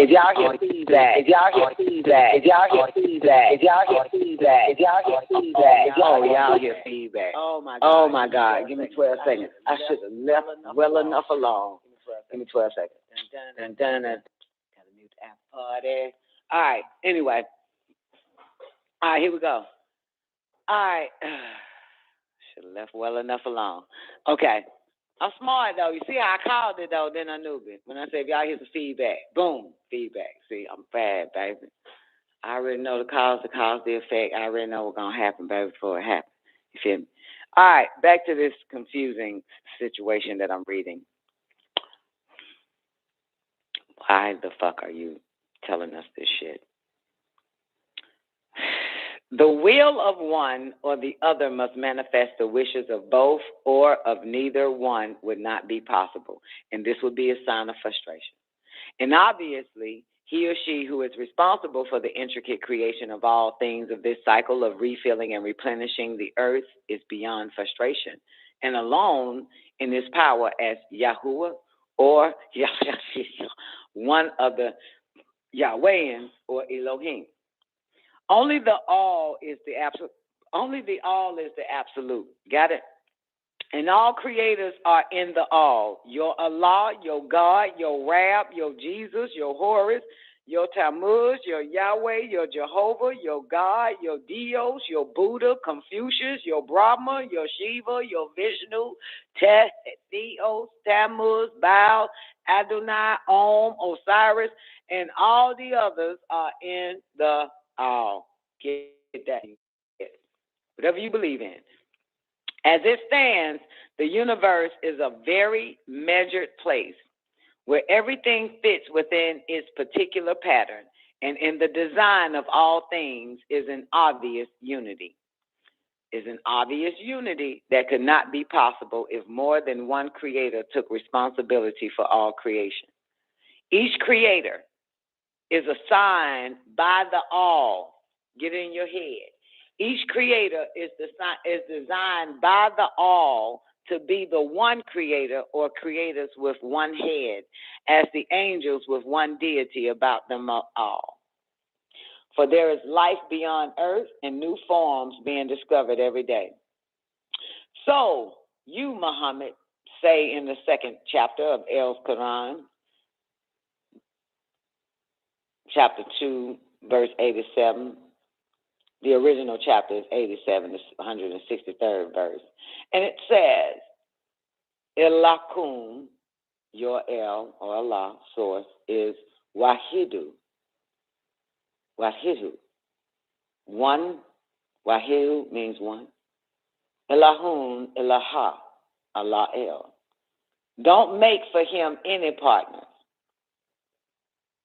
Give to Moses, or Moses, and what it say in Exodus chapter 20, verse 3. Or you say, you shall have no other gods before me, right? That's in Exodus chapter 20, verse 3. You shall have no other gods before me because what? I am a jealous God. That's what it say in the Holy Bible, which lets you know that there are gods. For even God to say, don't have no other gods before me, lets you know that there was other gods. God. Which God is you fucking serving? Or do you serve, or are you becoming God? Anyway, for I am a jealous God. That means what? There is more than one, and you're not to use but one. If thou art a Muslim, you use Allah or Rab. If you are a Hebrew or Israelite or Jew, you use Yahweh or Elohim or Adonai. Or if you are a Buddhist, you use Buddha. But if you're one deity yet are in the all, if you're one deity, if you're God, Allah, whatever, but it still don't fucking matter, they in the all. All religions and their one God, each are in the all. Therefore, back to some of you here, all sincere, spiritual, and righteous people know with strong convictions that the Creator is power, has no associates in that power. So he is called the most powerful, the most merciful, the most gracious. To be the most of anything means their other Allah is Akbar. Get it? Or as they say, the greatest. Then he is greater than others like himself. Can y'all understand this language? Probably not. Anyway, to say that God is the most powerful is to say that there's other people like God, but this one here that you're speaking about is the most powerful. So it got to be other gods. Everything inside of the all is a servant, has no equal, no consorts, and no partners, because all is in the all. You hear that? You can't take from it and you can't add to it. Everything inside of the all is a servant, has no equal, no consorts, and no partners, because all is in the all. You can't take from it and you can't add to it. The all has neither beginning nor end. The all is. The all has always existed and will exist because the all is outside of existence. All exists in the all. The out is outside time, for time exists in the all. The all did not begin. The all cannot end. Allah is the beginning, El Awul, and Allah is the ending, El Akbar, which means that motherfucker has a birth date and a death date.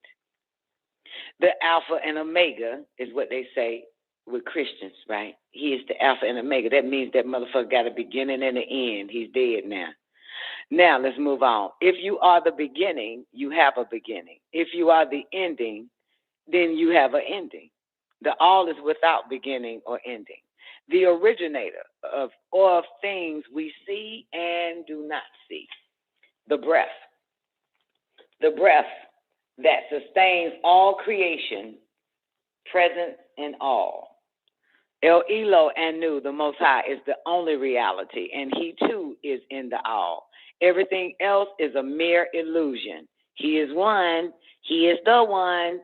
El Ahud has been the cry of every news bearer prophet.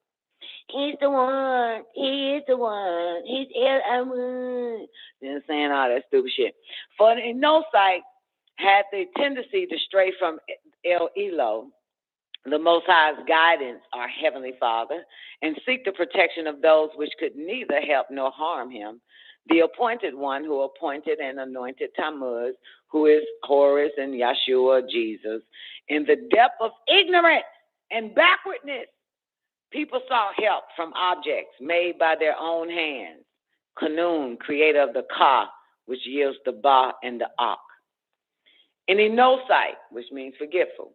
And Enosite wanted to reduce the creator to his 90 seconds. level. But how could an object or an Enosite be responsible for all of creation?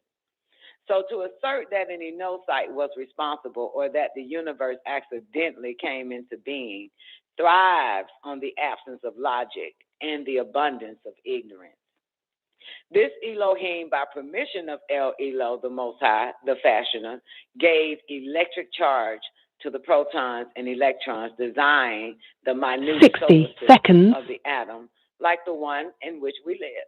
76 trillion years ago, gave light its speed, 186,272 feet per second, but a barrier around sound, 1,100 feet per second.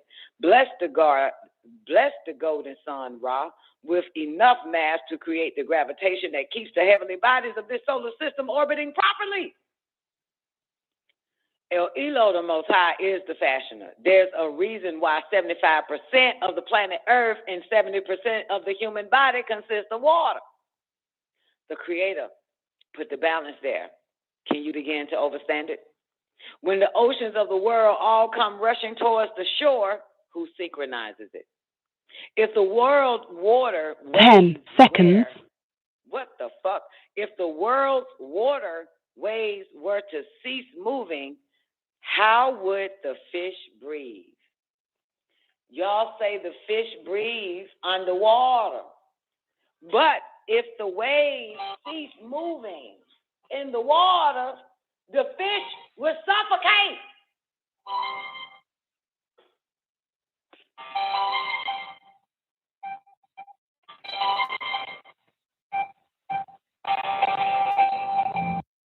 Lord have mercy. Did y'all hear that shit? Let me do it again. Did you get that? Cause y'all be like, fish breathe on the water, but you ain't talking about how that motherfucker breathing on the water. It's the waves from the water. So if the waves cease, how would the fish breathe? El Hilo the Fashioner started the water moving, and it was yet to stop on its journey home. Water is always moving towards larger masters of water. I could tell you something that would be real fascinating, but it's very simple. One thing that's unique, water is unique. Let me tell you something unique about water. Water is a symbol of purification.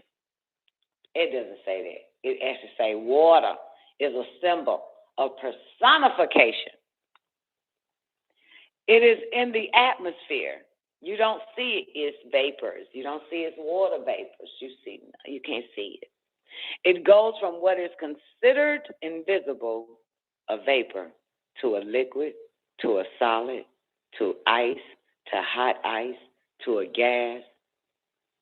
Ask yourself, what makes up water? You're trying to think of an answer.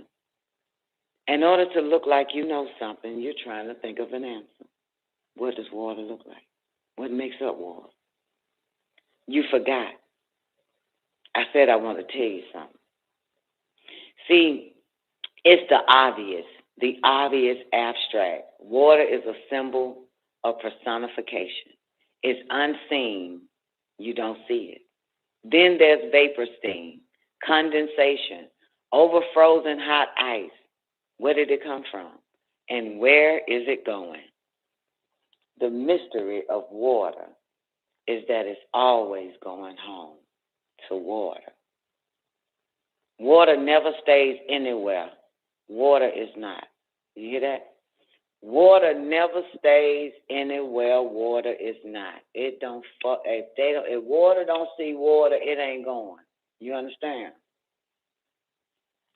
If it doesn't see its own source, it's not finna be in the building. Okay? Unlike humans. Water never stays anywhere. Water is not. If I put it on the ground, it will evaporate or seep into the ground. Seeking out or seeping, it is always going home to water. It is the pumping out of a source, looking for the source of water. Look at it in a test tube. Leave it for 100 years. It will constantly be on the move, but it will eventually go back home to water. That's right. The molecule turned inside out. Thus, the restless soul of a human being is what? 3/4 water. Your brain, the blood, the breathing, the digestive system, the circulatory system, the respiratory system, urine, light, pulse, blood. This is the restlessness of the human being. You see, there's only one real thing in existence, change. And the only thing constantly changing is water. And where is the home of water? Where is the home of water? I told you at the beginning, home is the vicious cycle. Water is pumping out of a source, looking for the source of water. You used to know these things when you had a barotheric gland. You knew these facts.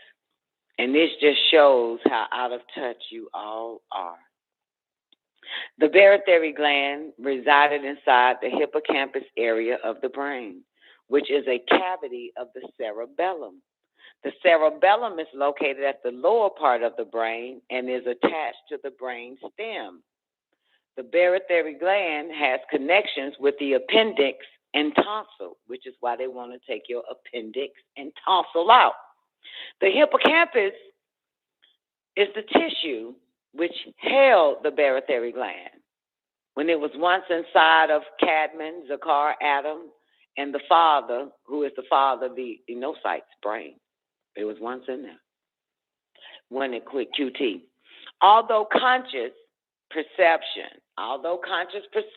does not occur in the cerebellum, this is the part of the brain that is responsible for hallucinations. Also, cerebellar reactions are unconscious, meaning you are unaware that it happened. And that's why, even though the barotheric gland is missing, the portions of the gland were left on the nerve's endings because total removal would have damaged the nerve. From the cerebellum, you have 7 senses. From the cerebellum, you have 7 senses. You have 7 senses. See, feel, hear. What else you got? Originally, you had what was called Natirtatin, the 7 senses that could activate 7 higher senses and even higher until you ascend back into your divinity. But you are trapped by 1 sense, touch, which is multiplied by deception to 5. Taste, smell. I gave you see, hear, see, feel, hear, taste, smell, soft touch. Anyway, clairvoyance, telepathy. Holy Tablet, chapter 7, tablet 1, verse 10 through 13. Humans do not have the 4 higher senses. Mind perception, that's intuition. Mental communication, that's telepathy. Object reading, psychometry. And clear sight to see in other dimensions, clairvoyance. But with the removal of your barotheric gland, you lost access to the Elohim, to the ETs. Then you became enocyte. An enocyte, a human being, is a forgetful being, and you know you are. Every last one of you motherfuckers is here. You know you are a forgetful being. Yes, you do. Yes, you do know you are. Yes, you are. You know you're a forgetful being because you wouldn't be still fucking with the same motherfuckers you said you weren't going to ever fuck with ever again. But because you are a forgetful being, you still fucking with them. Now let's go.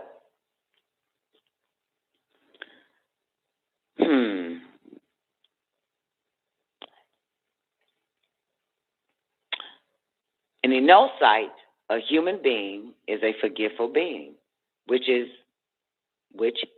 what happened when the barotheric gland was removed. You forgot. When you get back your power, we have to show you how to use it, but we have to control it. You have the power. No, we have to control it. You have to prove your sincerity before it is returned to you. Otherwise, you may misuse it. As a matter of fact, boys and girls, these weak and wicked piece of shits on your planet has now created artificial telepathy. Now, you think that the cell phone or the telephone is artificial telepathy. Motherfucker. Nope, they have a whole nother type of machine that they have created, and it's basically an AI telepathic machine. So they can interfere with those children that do have telepathic, that is able to receive and do mind communication. They want to interfere. In other words, what do you call it? When people listen in on your phone, that's what they call it. They want to be able to listen in on a telepathic phone. Yeah, they want to wireless tap your mind. So find out if you're in communication with beings higher than yourself. Or even if they were evil beings, trust me, they still higher than you. Okay? So, that's the truth. Even if they were evil beings are higher than you. Demons are higher than you. All your bad guys are higher than you are. Okay? So, nothing is less than a fucking human on this fucking planet. You are the lesser of lessers. So don't get it twisted. The devil is higher than you. Okay? And the Luciferians are higher than a human. And they're right, QT. Absolutely, baby. A cat is higher than a human. Okay? Yes or no? Cats vibrate at a higher frequency than you do. And cats can see the unseen, and it knows the unknown. It can see it all. So humans are the most low vibrating, only conscious, but not conscient beings on this planet and other planets as well. All right, so got a lot of work to do. You know, looking at the wrong shit. All right, so listen. When you get back your power, we have to show you how to use it, but we have to control it. You have to prove yourself, or you have to prove your sincerity before it is returned to you. Otherwise, you may misuse it. Got it? Now, why is that? What other nurse? Why is that? Why does a nigga have to prove his sincerity?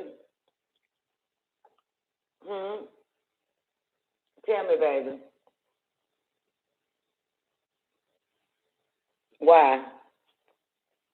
Because it has to take levels up to spirituality. That's why, maybe. You know what I'm saying? It has to be a hell of a lot more spiritual. That's your sincerity. Not praying and be like, oh, please, Jesus, please give me my goddamn birthday plan. Oh, Jesus said, pray like this, Heavenly Father, who art in heaven, hallowed be thy name, thy kingdom come, thy will be done, earth as it is in heaven. That's not sincerity. Sincerity is being more spiritual and less physical, will be disciplined, the precepts of Yahshua, not sucking on Yahshua's dick. The great ones that came before you, if you see them as great. You know what I'm saying? Fasting, mind watching the mind, being able to control it, making sure that you're not under no type of hypnotic programming. You know, so you have to deprogram, not reprogram. You have to delete every fucking thing you were taught to believe. Every lie ain't the fucking truth. No more picking and choosing which lie you want to believe. It's a lot. You have to really prove your sincerity. But a lot of people don't want the shit anyway, newbie. You know what I'm saying? You think that's something somebody wants? Ask them naturally, what is it that you want? I want to be happy. I want to be married. I want a nice job. I want a car. I want to be able to do what I want to do. Ask this fucking human. But you ask a spiritual motherfucker what they want to do, what they want to be, they're going to tell you. All powerful, all fucking knowing, everywhere at one time around this bitch, multi-dimensional motherfucker. Now give me my goddamn barytheric gland. Telekinesis around this bitch.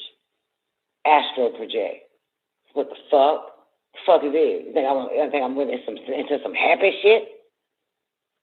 Think I'm into man, woman, and fucking child? That's when you know you want more power. You want more psychic power. You want your shit back. That's what the fuck one that's spiritual knows. I want my power back. I want my motherfucking full memory goddamn restored around this bitch. That's what the fuck I want. I don't want no goddamn money. I don't want no dick. I want no fucking kids. I don't want no hamburger. The fuck? I want no car. I want none of that shit. I want my motherfucking memory back, bitch. I want my mind back. And I'm getting mine right now. Nigga, you lay down. That's what we're talking about. I want my shit back. That's what the fuck I want. Goddamn, I want no fucking job. I don't watch no goddamn fucking game on TV, motherfucker. I want to go to no goddamn Poconos or some goddamn Mexico, some old dumbass shit. I don't go to no fucking cruise. I want my shit. I want my power back. This is why I'm on the path. Getting all my powers back. That's why I stop fucking and laying down and swapping fluids with humans. Doing that dumbass shit. When you get a taste of it, man, you want more, yes or no? If you get a taste of, let's say your first time eating pizza and you like it, you want more pizza. If you get a taste of goddamn your first piece of pussy, if you like it, you want some more pussy. You want more of what you had. Yes or no? Well, guess what the fuck, motherfucker? I had a taste of my fucking power. And I want more of that shit. That's what the fuck I want. Had a taste of it. Gave me a little taste. I just put it on the tip of my tongue. That's what the fuck I want. That's why I said, what do you say? But I don't want that shit, stupid. You know what I'm talking about? You know what I'm saying? Everybody want to goddamn, want to convince motherfuckers who the fuck they are, but you can't prove who the fuck you are. You know what I'm saying? I can prove with a little bit of taste of the power I got. I can prove what the fuck I am. But look here. I want my shit back. That's why I made a intelligent, conscious, and conscious decision that I'm staying on this motherfucking path. Fuck person, places, and goddamn things. Because I was shown myself. And that's what the fuck I want to be. Me. I want to be shit up around this motherfucker. I was everything but me. They showed the bitch. They showed the bitch. Gave me a little taste of it. I want more. I want to keep going. You feel me, baby? I want to keep motherfucking going. Man, this shit here is getting on my goddamn nerves, man. I hate America. I fucking hate America. They let all these bastards get our fucking phone numbers and shit and ring our fucking phones and get on our fucking nerves. See, America ain't shit. They selling they been selling our phone numbers to these pieces of shit. You hear me? I hate these bastards. You should hate them, but you was taught not to hate. You better fucking untaught that shit, unlearn that shit. You should hate this shit. Any fucking way. The barytheric gland will be reinserted into those persons worthy of returning home when the Elohim comes for them. August 12, 2003 to June 26, 2030 AD. Watch for May 5th, 2000 AD for the alignment, which already happened. When the gland is reinserted, it will not be in the hippocampus part of the brain this time, but in the lower chin, referred to as the submental area, meaning the sub or lower, and mental, that which reacts with the mind. This is why I told y'all, This is why they be wanting to take your tonsils out, because it's right underneath your chin. They trying to damage your submental plane. You understand? So it won't be a reinserting. Them doctors are wicked, man. Stop going to them motherfuckers. They snatch your wisdom tooth that's connected to your pineal gland, your hippocampus, where your barytherium is, and it's connected to your submental plane under your fucking chin. But as long as they keep a nigga ignorant, as long as a Negro don't know, they are easily devoured. They are willing sacrifices, right? That's the most dangerous shit. That's why they don't really want to ever prevent you from fucking. They just want to prevent you from having children. Because they tired of that shit now. They tired of that. But they don't ever want to tell a motherfucker to stop fucking. They got motherfuckers so sterile that they still fuck. That lets you know how serious it is, right? A nigga ain't got no dick, he'll still fucking. Say his dick was goddamn chopped off in a bad accident. This motherfucker still fucking. They ain't gonna ever tell you to stop fucking. Tell you that shit right now. You know what I'm saying? They got AIDS back out this motherfucker like Return of the Jedi. They ain't finna tell you to stop fucking. They never told an AIDS motherfucker to stop fucking. Did you know that? A hepatitis motherfucker to stop fucking. A motherfucker with gonorrhea, they never told the motherfucker to stop fucking. They killed the motherfucker gonorrhea and said, get back out there and go fuck some more. Did you know that? They'll never tell you to stop fucking. They'll tell you to stop having children, but they won't tell you to stop fucking. You understand? You hear me? Last week we were talking about ding-a-ling. With these goddamn tranny bitches turning themselves into mechanical dicks. And the mechanical dicks were made for niggas, for men that couldn't get the dick up. But they never told a man the problem with your impetus, see, nigga, you done fucked so much that you done fucked the potent out of it. The potentate out the dick. But guess what? We're gonna create a machine that's gonna pump your dick up so you can continue to have sex. Ain't gonna tell the motherfucker stop and it'll get stronger and stronger and stronger.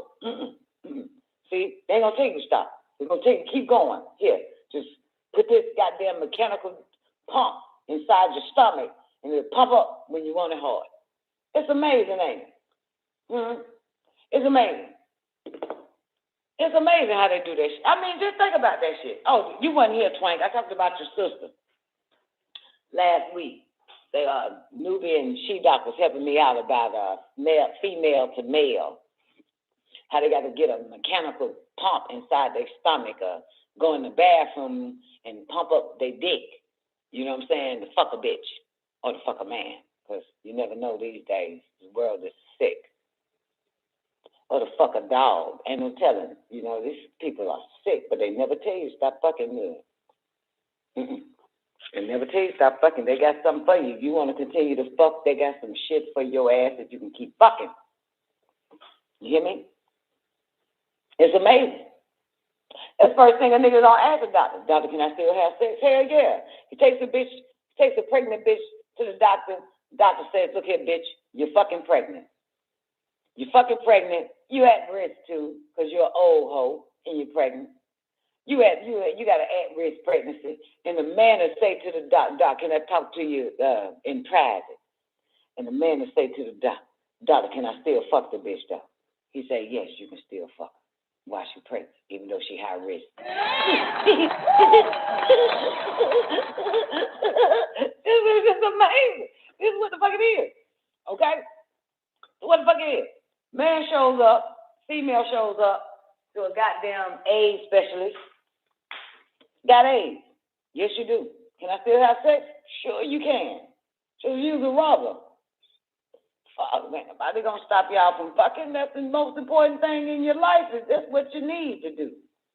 They ain't gonna never. They'll tell you what. Wrap it up. And that's something. And that's something. You got a fucking bad-ass virus all in your body, and the doctor say, oh, yes, please keep fucking. When this pandemic fucking hit, They said 6 feet distance. Wash your motherfucking hands with alcohol and wear a goddamn mask. It's a deadly fucking virus, y'all.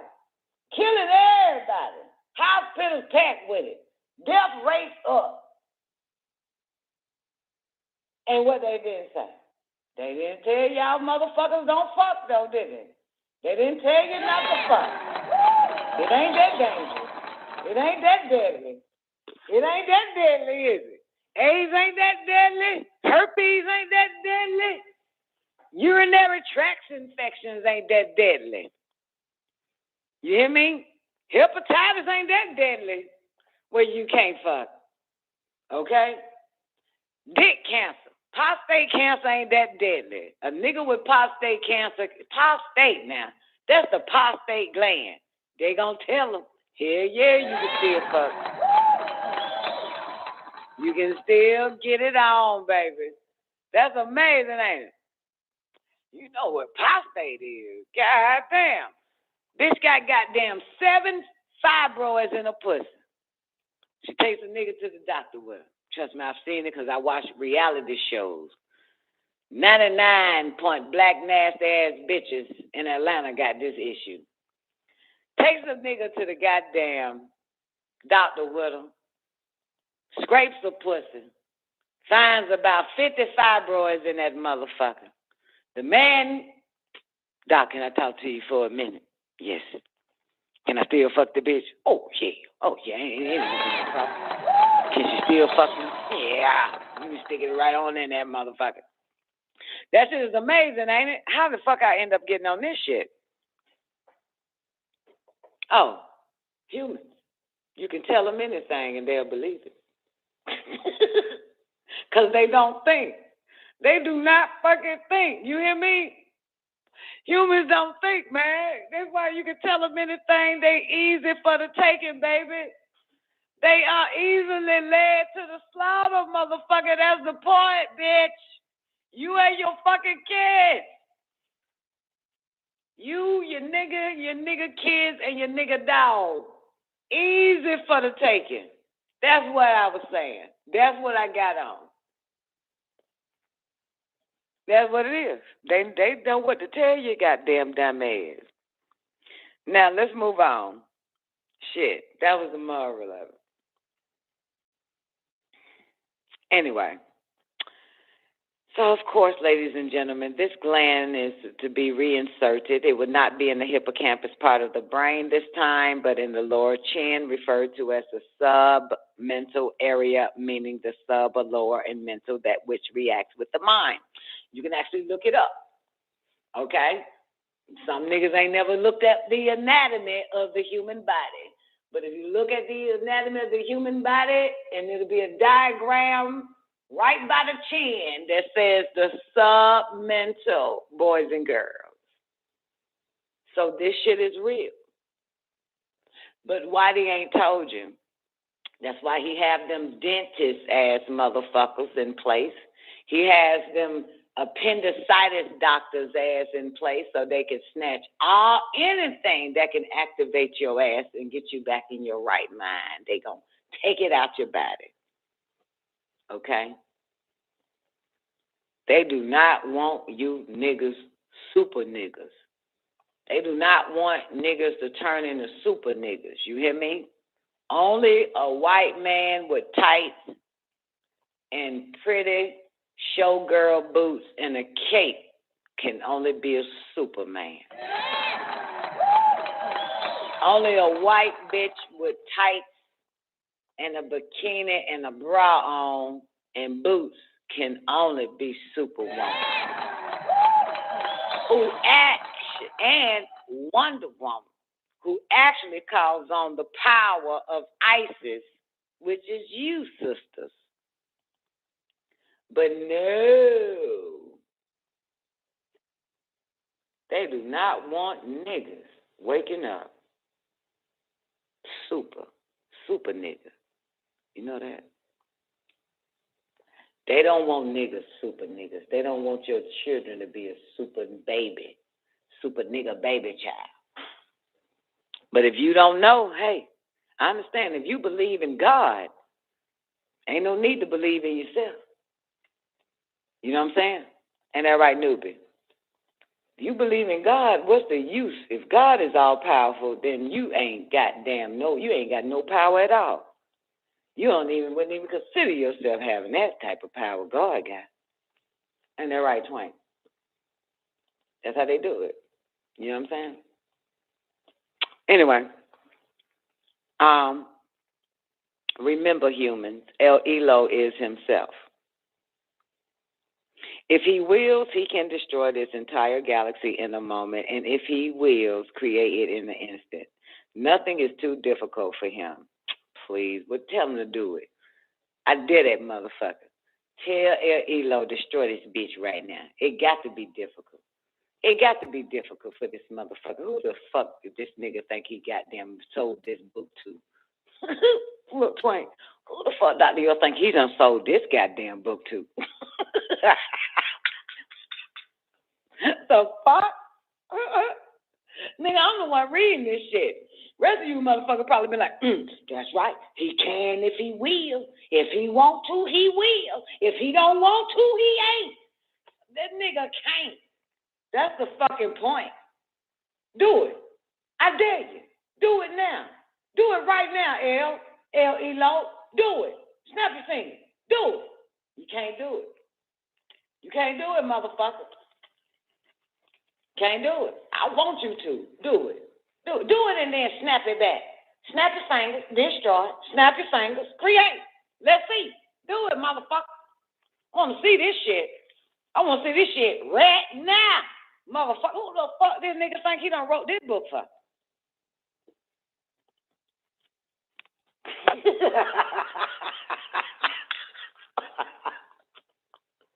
The fuck? This part here, that's what I'm saying, man. When I first started reading this shit, I said, man, who the fuck is this nigga think he talking to with this? God damn it, because motherfucker. Hey, baby. I wasn't born under no smell or no goddamn religion, baby. That's one thing I was never under the spell of. I got to put that on fucking record. You got me fucked up, bro. I go up to your L and say, do that shit, player. I want to see you do it. First, you got to prove to me. If I got to prove, bitch, I'm worthy of a barytheric gland, then, bitch, motherfucker, you better prove that you is who the fuck you say you is, bitch. You better motherfucking will it and unwill it. I want to see it happen around this motherfucker. I ain't my daddy's daddies, my mama's mamas. I ain't none of them motherfuckers. I am not of this world. Bitch, you got me fucked up. Prove it, player. Prove it. Prove it. You better prove it. You better prove it. I ain't none of them. I ain't a Muslim, Hebrew, Christian, Buddhism. I ain't none of that shit. I predate this bullshit. You got me fucked up because I remember, motherfucker. I remember you were sitting one day bored and got jealous of your brother and you went and usurped the fucking throne from the bitch. You took because you wanted the nigga job. I remember that shit. I remember it, motherfucker.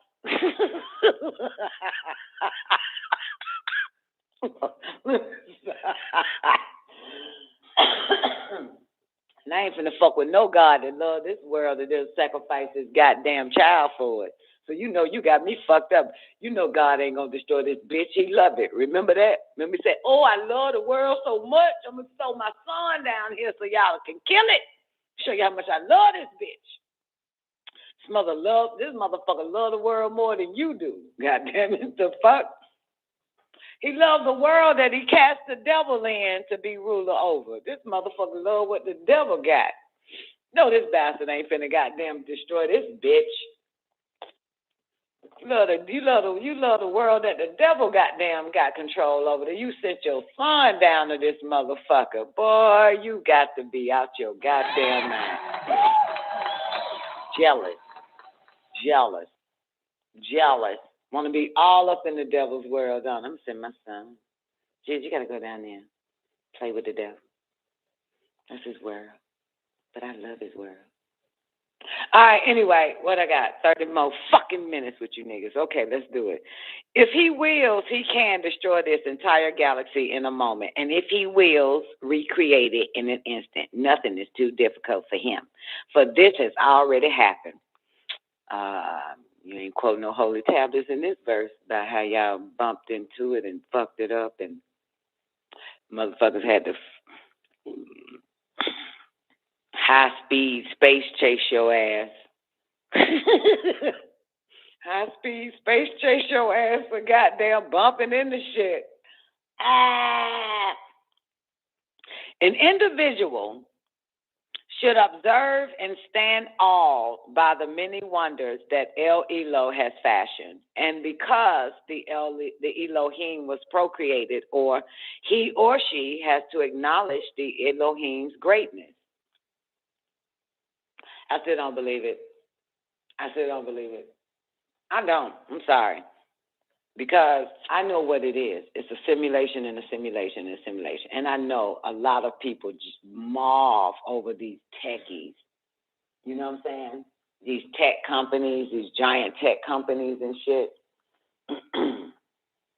You know, the technology they got out now. Ooh, I love it. Man, look, man, I'm not impressed. It's a trap. It is a simulation and a simulation and a simulation. The water ain't even fucking real around this bitch. Half of you motherfuckers is nothing but goddamn android mixed with a humanoid mixed with a goddamn computer chip. I'm not impressed. You're grafted clones. I'm not impressed at all. And some of you motherfuckers is a fucking sim in a video game. Yo, I seen that shit the other day. I swear I was in a simulation. I saw it clear as fucking day. Yesterday, day before yesterday, one of them days. What was yesterday? Monday, Sunday. I saw it clear. I'm goddamn in Hollywood, Florida. All I saw was simulation people. Sims. And I'm like, what the fuck? All these people are fucking Sims. And let me tell you what, and it's feeling. Let me tell you. Girl, I tell you, my eyes is fucking open, bitch. I'm gonna tell you, right? So I'm on this boardwalk, whatever the fuck that shit called, right? And I knew it, right? And this woman was walking towards me, but not, towards me, but not to me. Right? And it was crazy because it was like it was a Sims like a motherfucker. This bitch holding a fucking big ass dog in her fucking arms, right? And she's speaking this shit. I cannot make this shit up. Listen, she says, and she's walking past, she's coming closer, then her voice gets louder. And it fades out while she's passing me, but she's still talking. I said, what a fucking... So the bitch holding the goddamn big-ass dog, right? And she's glitching like a motherfucker, right? And so when she got close, I couldn't hear, right? So she got close, as if she was having a conversation with the dog before she got to me.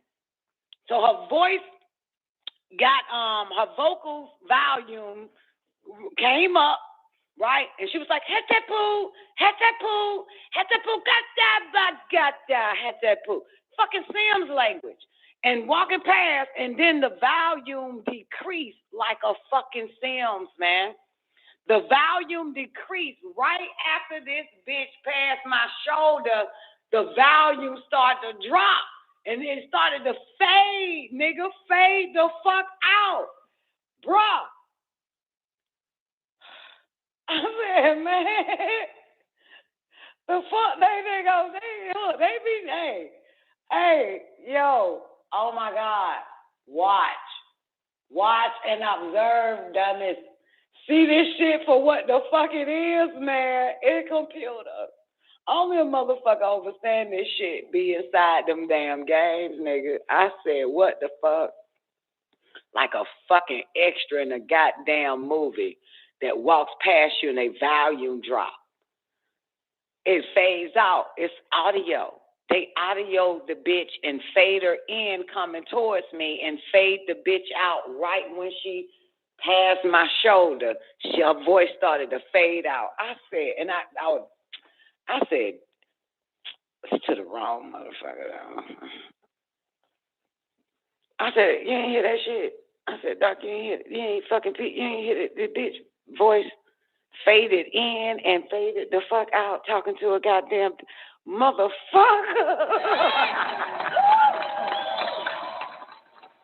Anybody know about music and sound, motherfucker? If you faded in, coming in, and you faded out, boy, that's it. I was like, no fucking way. A bitch vocals is faded out and faded in. But I'm the only one that know this shit ain't fucking real.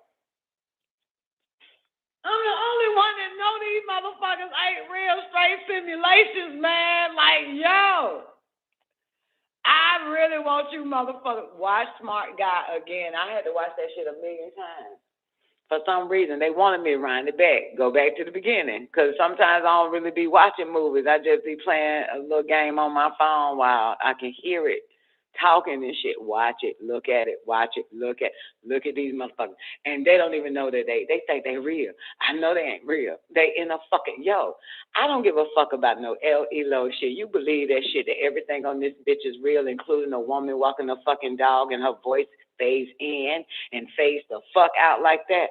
You got to be the most, if your ears is not tuned in to this shit the way it's supposed to be. If you can't see this, like I said, man, one thing about life, it will show you,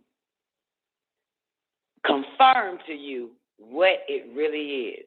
When the moment you wake the fuck up for real, you gonna see this shit. They gonna show, it ain't gonna be no excuses.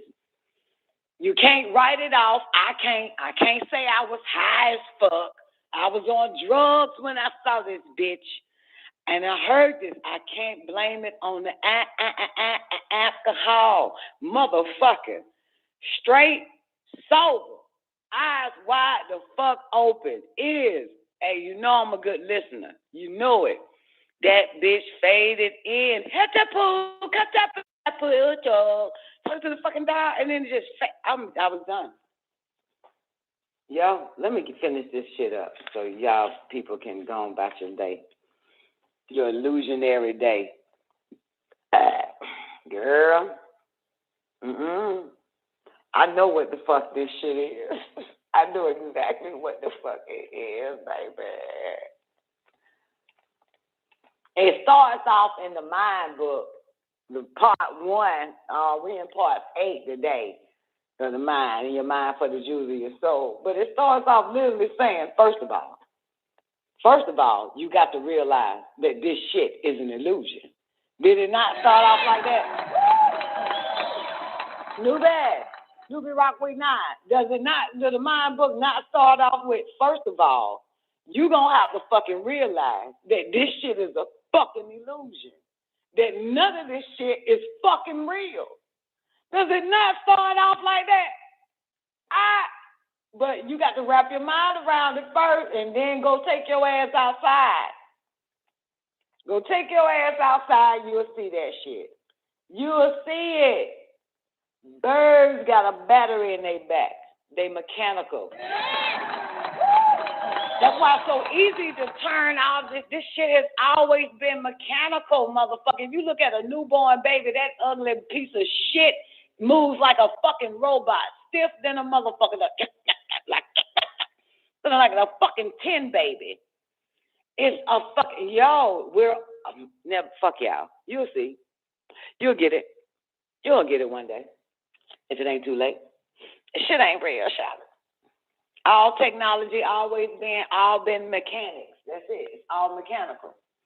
I told you I saw when the goddamn moon fell, and I saw the black string in my backyard was holding the moon up. Remember I told y'all that? The string. Remember I told y'all that? I was on a Holy Tablet show about 5, 6, 7, 8 years ago. Remember that? And the fucking moon was damn near about to touch the goddamn grass. And I saw the string, the black string hanging from the I swear. hanging from the goddamn. I'm looking out the window. I don't live in a major city. It's dark. Everything dark. And goddamn, ain't no lights around this bitch. And the fucking string, nigga, it shit fucked me up. I was doing the holy tablets at the house. I wouldn't have saw it if I was at the store. And I saw the fucking string, nigga, the string hanging at the top of the fucking moon. You hear me? And I told motherfuckers on the show, I said, what the fuck? The moon done fucking fell and there's a string. I said, they got to pull that string back up. Somebody done went to sleep. They done let the goddamn moon fall. They done went to sleep. They better pull the moon back up. I swear to you that in that same holy tablet setting, that they were pulling the moon back up. The string, the moon was getting a little bit higher and higher. They started pulling the goddamn black string. I swear you motherfucker. I saw the damn moon rise the fuck back up. They must have heard my voice because, sound travel. Right? And then I told y'all, once I saw that, I saw the sun one day. And I said, this ain't the goddamn sun. This ain't the same goddamn sun. They changed the light bulb in this goddamn sun. Because it's a new light bulb they got. And they got new light bulbs out. Not now, but then. They came out with some new light bulbs. That bitch called super cancer. The light bulbs they got out now. Now meaning yesterday. Yesterday, not your dumbass yesterday that you think is Monday. The other yesterday, and I ain't saying Sunday. Don't fucking think that I'm saying Sunday is the other yesterday that came before Monday. I'm saying a yesterday, motherfucker, you was so busy sleep, didn't know that this is the yesterday I'm talking about. So they got these lights, and I thought that the fucking sun had a new light bulb in it. I said, that ain't the same goddamn. I pay attention to shit. I don't miss nothing. Okay, I can tell if you goddamn been in my room and I'm goddamn at the grocery store. I don't miss shit. Okay? I can see a difference around this bitch. Something done changed around this motherfucker. They done changed the light bulb. My dumb ass decided to tell some humans in my life and never tell a man any damn thing, because he gonna swear he know exactly what you're talking about, because he don't ever want to act like he don't know a goddamn thing, okay?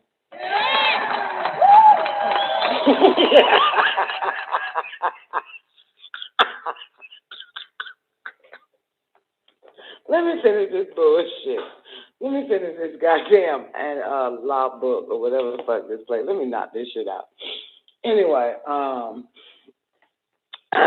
my goodness.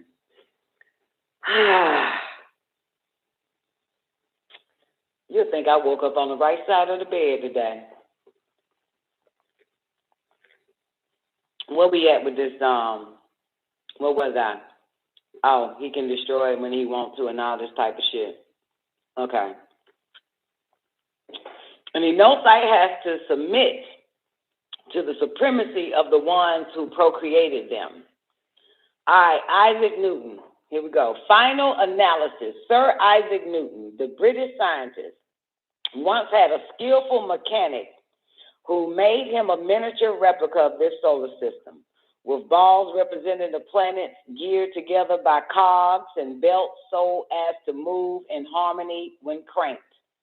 Later, Newton was visited by a scientist friend who did not believe in the all.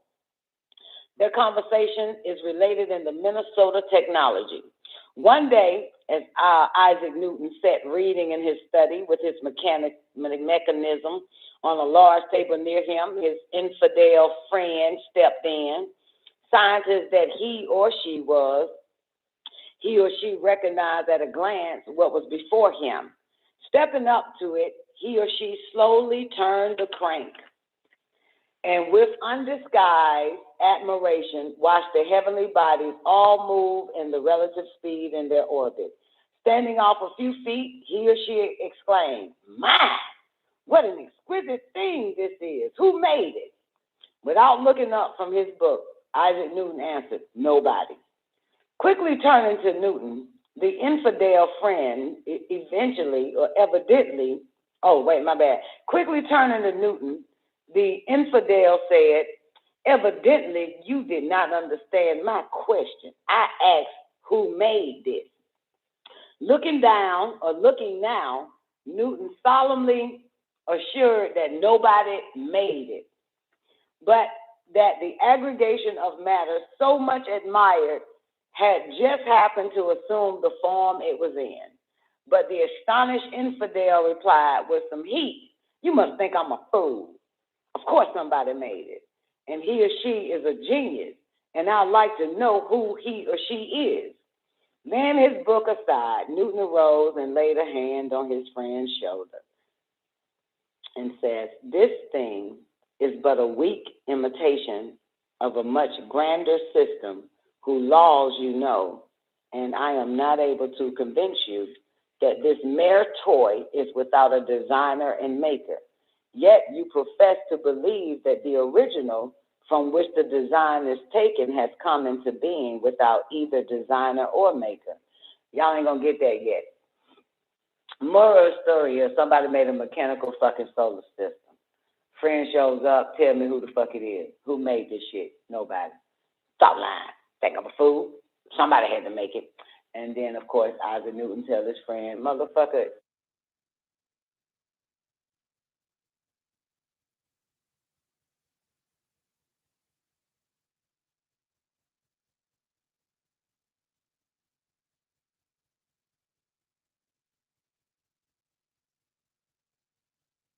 congruous conclusion.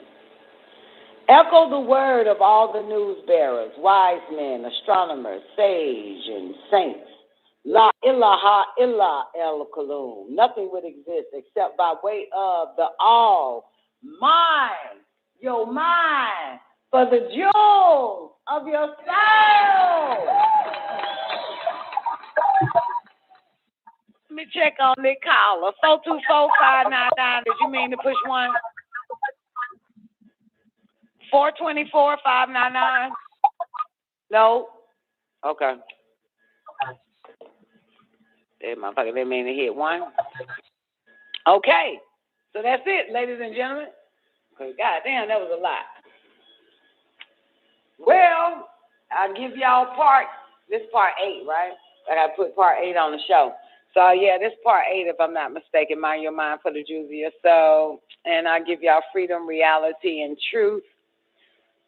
I reckon on Friday tomorrow's Wednesday, right? Thought tomorrow was Thursday.